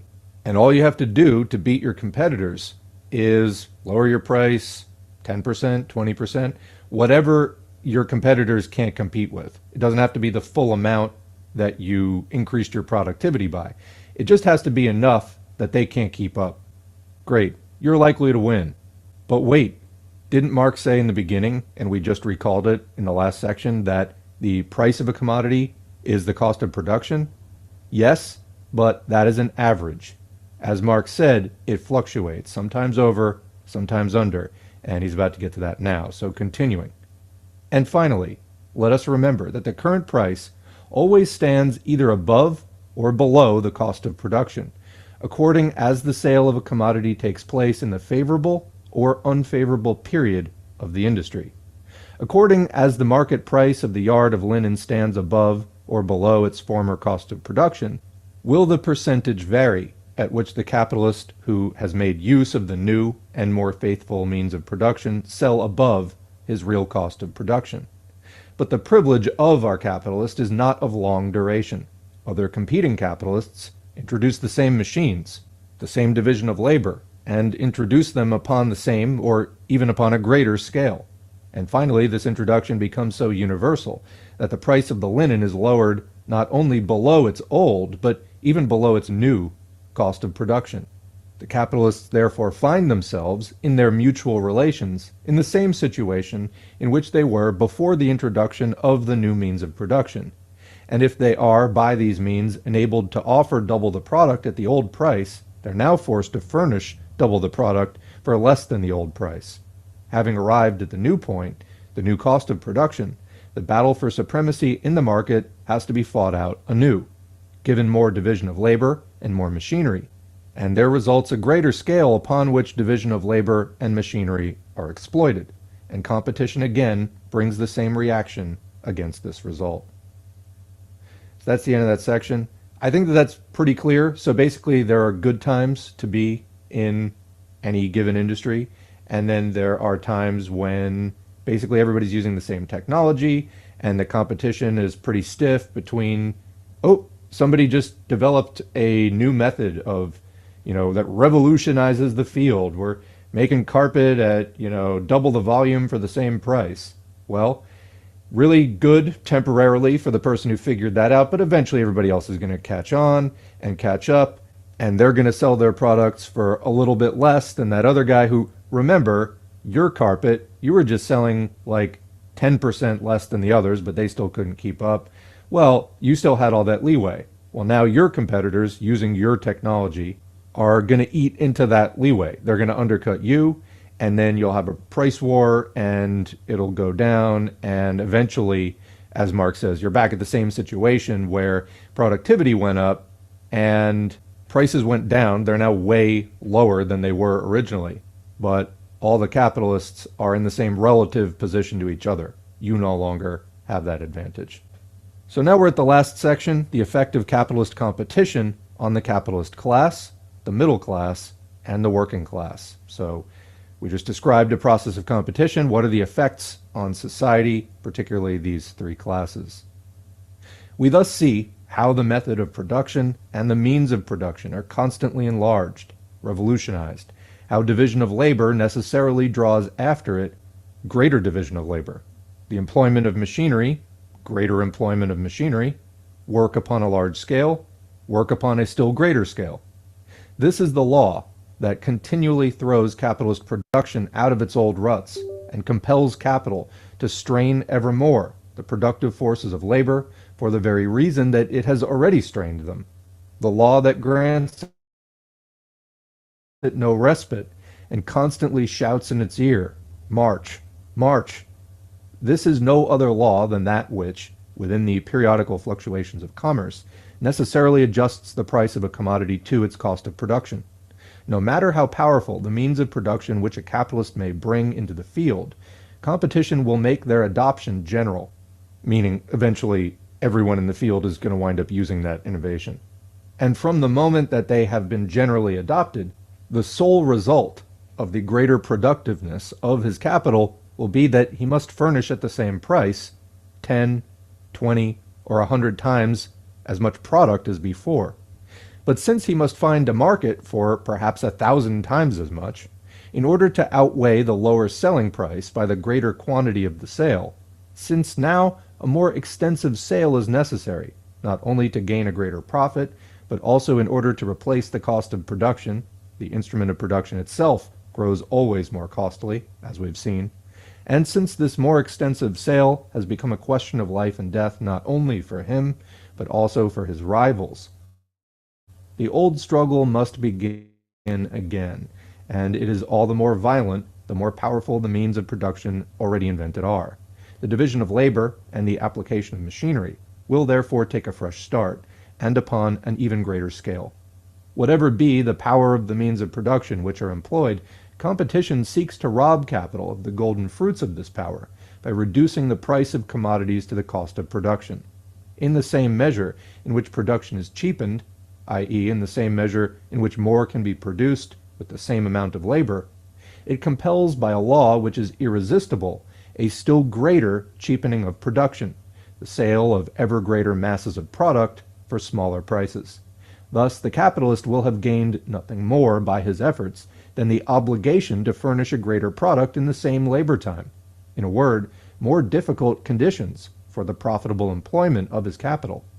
While competition, therefore, constantly pursues him with its law of the cost of production and turns against himself every weapon that he forges against his rivals, the capitalist continually seeks to get the best of competition by restlessly introducing further subdivision of labor and new machines which, though more expensive, enable him to produce more cheaply, instead of waiting until the new machines shall have been rendered obsolete by competition. If we now conceive this feverish agitation as it operates in the market of the whole world, we shall be in a position to comprehend how the growth, accumulation, and concentration of capital bring in their train, or their wake behind them, an ever more detailed subdivision of labor, an ever greater improvement of old machines, and a constant application of new machines, a process which goes on uninterruptedly, with feverish haste, and upon an ever more gigantic scale. But what effect do these conditions, which are inseparable from the growth of productive capital, have upon the determination of wages?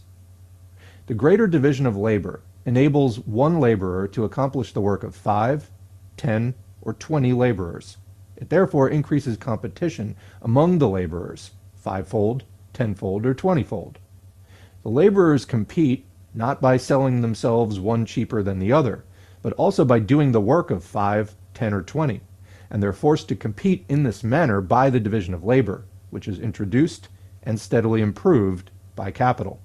Furthermore, to the same degree in which the division of labor increases, is the labor simplified. The special skill of the laborer becomes worthless. He becomes transformed into a simple, monotonous force of production with neither physical nor mental elasticity. His work becomes accessible to all, therefore competitors press upon him from all sides.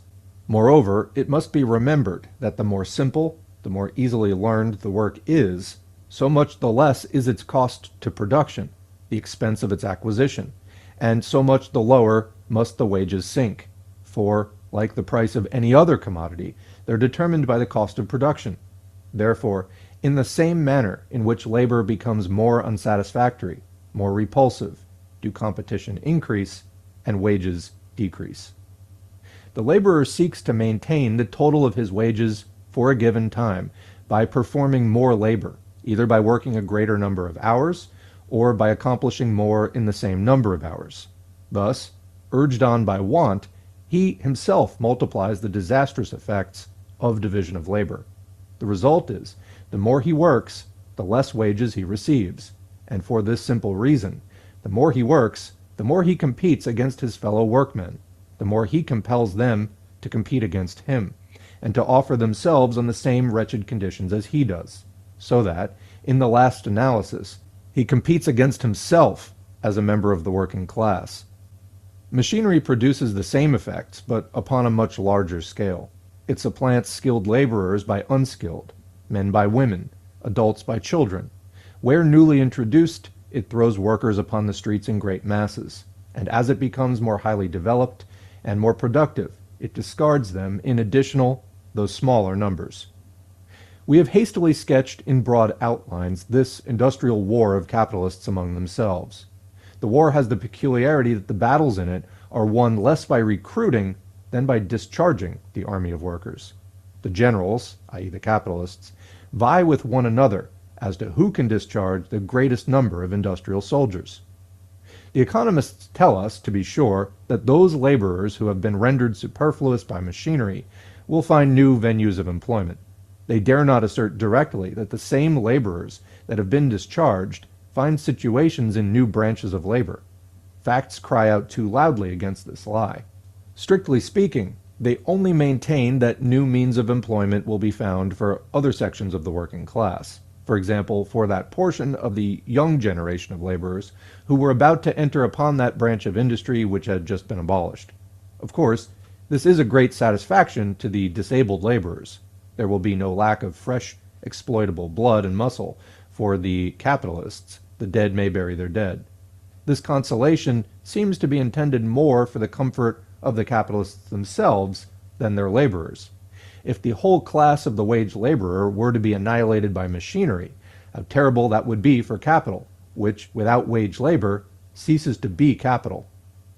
But even if we assume that all who are directly forced out of employment by machinery, as well as all of the rising generation who were waiting for a chance of employment in the same branch of industry, do actually find some new employment, are we to believe that this new employment will pay as high wages as did the one that they have lost?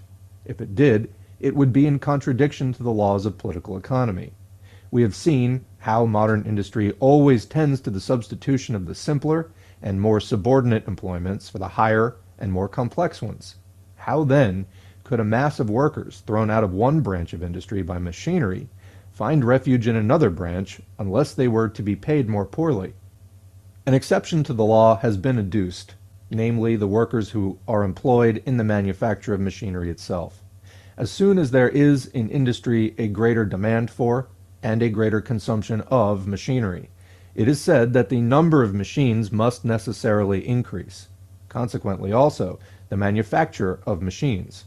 Consequently also, the employment of workers in machine manufacture. And the workers employed in this branch of industry are skilled, even educated workers. Since the year 1840, this assertion, which even before that date was only half true, has lost all semblance of truth. For the most diverse machines are now applied to the manufacture of the machines themselves on quite as extensive a scale as in the manufacture of cotton yarn, and the laborers employed in machine factories can but play the role of very stupid machines alongside of the highly ingenious machines. But in place of the man who has been dismissed by the machine, the factory may employ perhaps 3 children and 1 woman. And must not the wages of the man have previously sufficed for the 3 children and 1 woman? Must not the minimum wages have sufficed for the preservation and propagation of the race? What then do these beloved bourgeois phrases prove? Nothing more than that now 4 times as many workers' lives are used up as there were previously in order to obtain the livelihood of 1 working family. To sum up, the more productive capital grows, the more it extends the division of labor and the application of machinery. The more the division of labor and the application of machinery extend, the more does competition extend among the workers. The more do their wages shrink together. In addition, the working class is also recruited from the higher strata of society. A mass of small businessmen and of people living upon the interest of their capitals is precipitated into the ranks of the working class, and they will have nothing else to do than to stretch out their arms alongside the arms of the workers. Thus the forest of outstretched arms, begging for work, grows ever thicker, while the arms themselves grow ever leaner. It is evident that the small manufacturer cannot survive in a struggle in which the first condition of success is production upon an ever greater scale. It is evident that the small manufacturers are thereby increasing the number of candidates for the proletariat. All this requires no further elucidation. Finally, in the same measure in which the capitalists are compelled by the movement described above to exploit the already existing gigantic means of production on an ever-increasing scale, and for this purpose to set in motion all the mainsprings of credit, in the same measure do they increase the industrial earthquakes, in the midst of which the commercial world can preserve itself only by sacrificing a portion of its wealth, its products, and even its forces of production to the gods of the lower world. In short, the crises increase. They become more frequent and more violent, if for no other reason than for this alone, that in the same measure in which the mass of products grows, and therefore the needs for extensive markets, in the same measure does the world market shrink ever more, and ever fewer markets remain to be exploited, since every previous crisis has subjected to the commerce of the world a hitherto unconquered or only superficially exploited market. But capital not only lives upon labor. Like a master, at once distinguished and barbarous, it drags with it into its grave the corpses of its slaves, whole hecatombs of workers who perish in the crises. We thus see that if capital grows rapidly, competition among the workers grows with even greater rapidity, i.e., the means of employment and subsistence for the working class decrease in proportion even more rapidly. But this notwithstanding, the rapid growth of capital is the most favorable condition for wage labor. Well, that's the end of the text. What did you think? I'm not going to break this down too much more. I think that these last couple of sections were pretty clear. Also, I think, having emphasized the breakdowns of the basic concepts in the earlier sections, probably you should be able to run with the last couple of sections more on your own. Again, any questions, leave them in the comments. We'll have a discussion. But I do just want to highlight in this last section, again, title was Effective Capitalist Competition on the Capitalist Class, the Middle Class, and the Working Class. A lot of the kinds of struggles you can see in the labor movement, trade union movement, the kinds of questions that people have tried to solve, like, well, the machines are having this effect. Should we be against the machines? Well, now the capitalists are directly employing women and children. Should we stand for the traditional structure of the family more? Like, these are all questions that people have taken on in the name of trying to resist this process and the many negative effects that it has on workers, the ultimately self-cannibalizing logic of the whole system. And of course, as Marxists, there's a solution. It's called proletarian revolution. Nothing else actually gets to the fundamental dynamics of what's driving all of these negative changes. And I think I'm going to leave it there. What do you think? Leave a comment or question below. We'll continue the discussion as always. Otherwise, thanks for listening to this nice intro to Marxist economics text, and to the patrons, whose names are on the screen as always, for their support and encouragement. If you'd like to get your name on the screen, head to patreon.com/socialismforall. You can sign up for as little as $2 a month. Every donation is supportive and encouraging. I really appreciate it. Thank you. If you'd like to help out without making a donation, liking, subscribing, clicking the notifications bell, sharing on your social media, leaving a comment, even if it's just thanks or good video, all of that helps to boost the channel, helps to expand the audience, helps to get more people talking about socialism and trying to end capitalism. So thanks for that. Back in the real world, join or at least give a donation to an organization if you're not ready to join one. We really do need people organizing for working class political power. The Democrats, Republicans, Libertarians, Constitution Party, Alliance Party, all these other capitalist parties, they're not going to be representing our class interests. And if you don't like what's going on, who would? Then you need to organize a solution. There are organizations around. Find out what's going on in your area. I suggest trying to find a more active rather than a less active one, although if you're called to a smaller group and you really want to help build it, by all means. But we do need to get active in the real world, agitating, educating, and organizing to end capitalism and build socialism. The current Omicron crisis, of course, is making that clearer than ever. And yeah, wouldn't it be nice if we had large working class political parties that could really advance a pro-working class agenda? and really fight for our interests against the capitalists. Wouldn't that be wonderful? Unfortunately, we don't have it in anywhere near the numbers that we need. So we need to build those organizations. Also, if you think Omicron is bad, and it is horrible, I think that this is probably just a sneak peek at what climate emergency is going to be like once that starts kicking in more severely. So, on that cheery note, get active as you get educated, know your limits, but also do everything you can. And we'll catch you in the next video.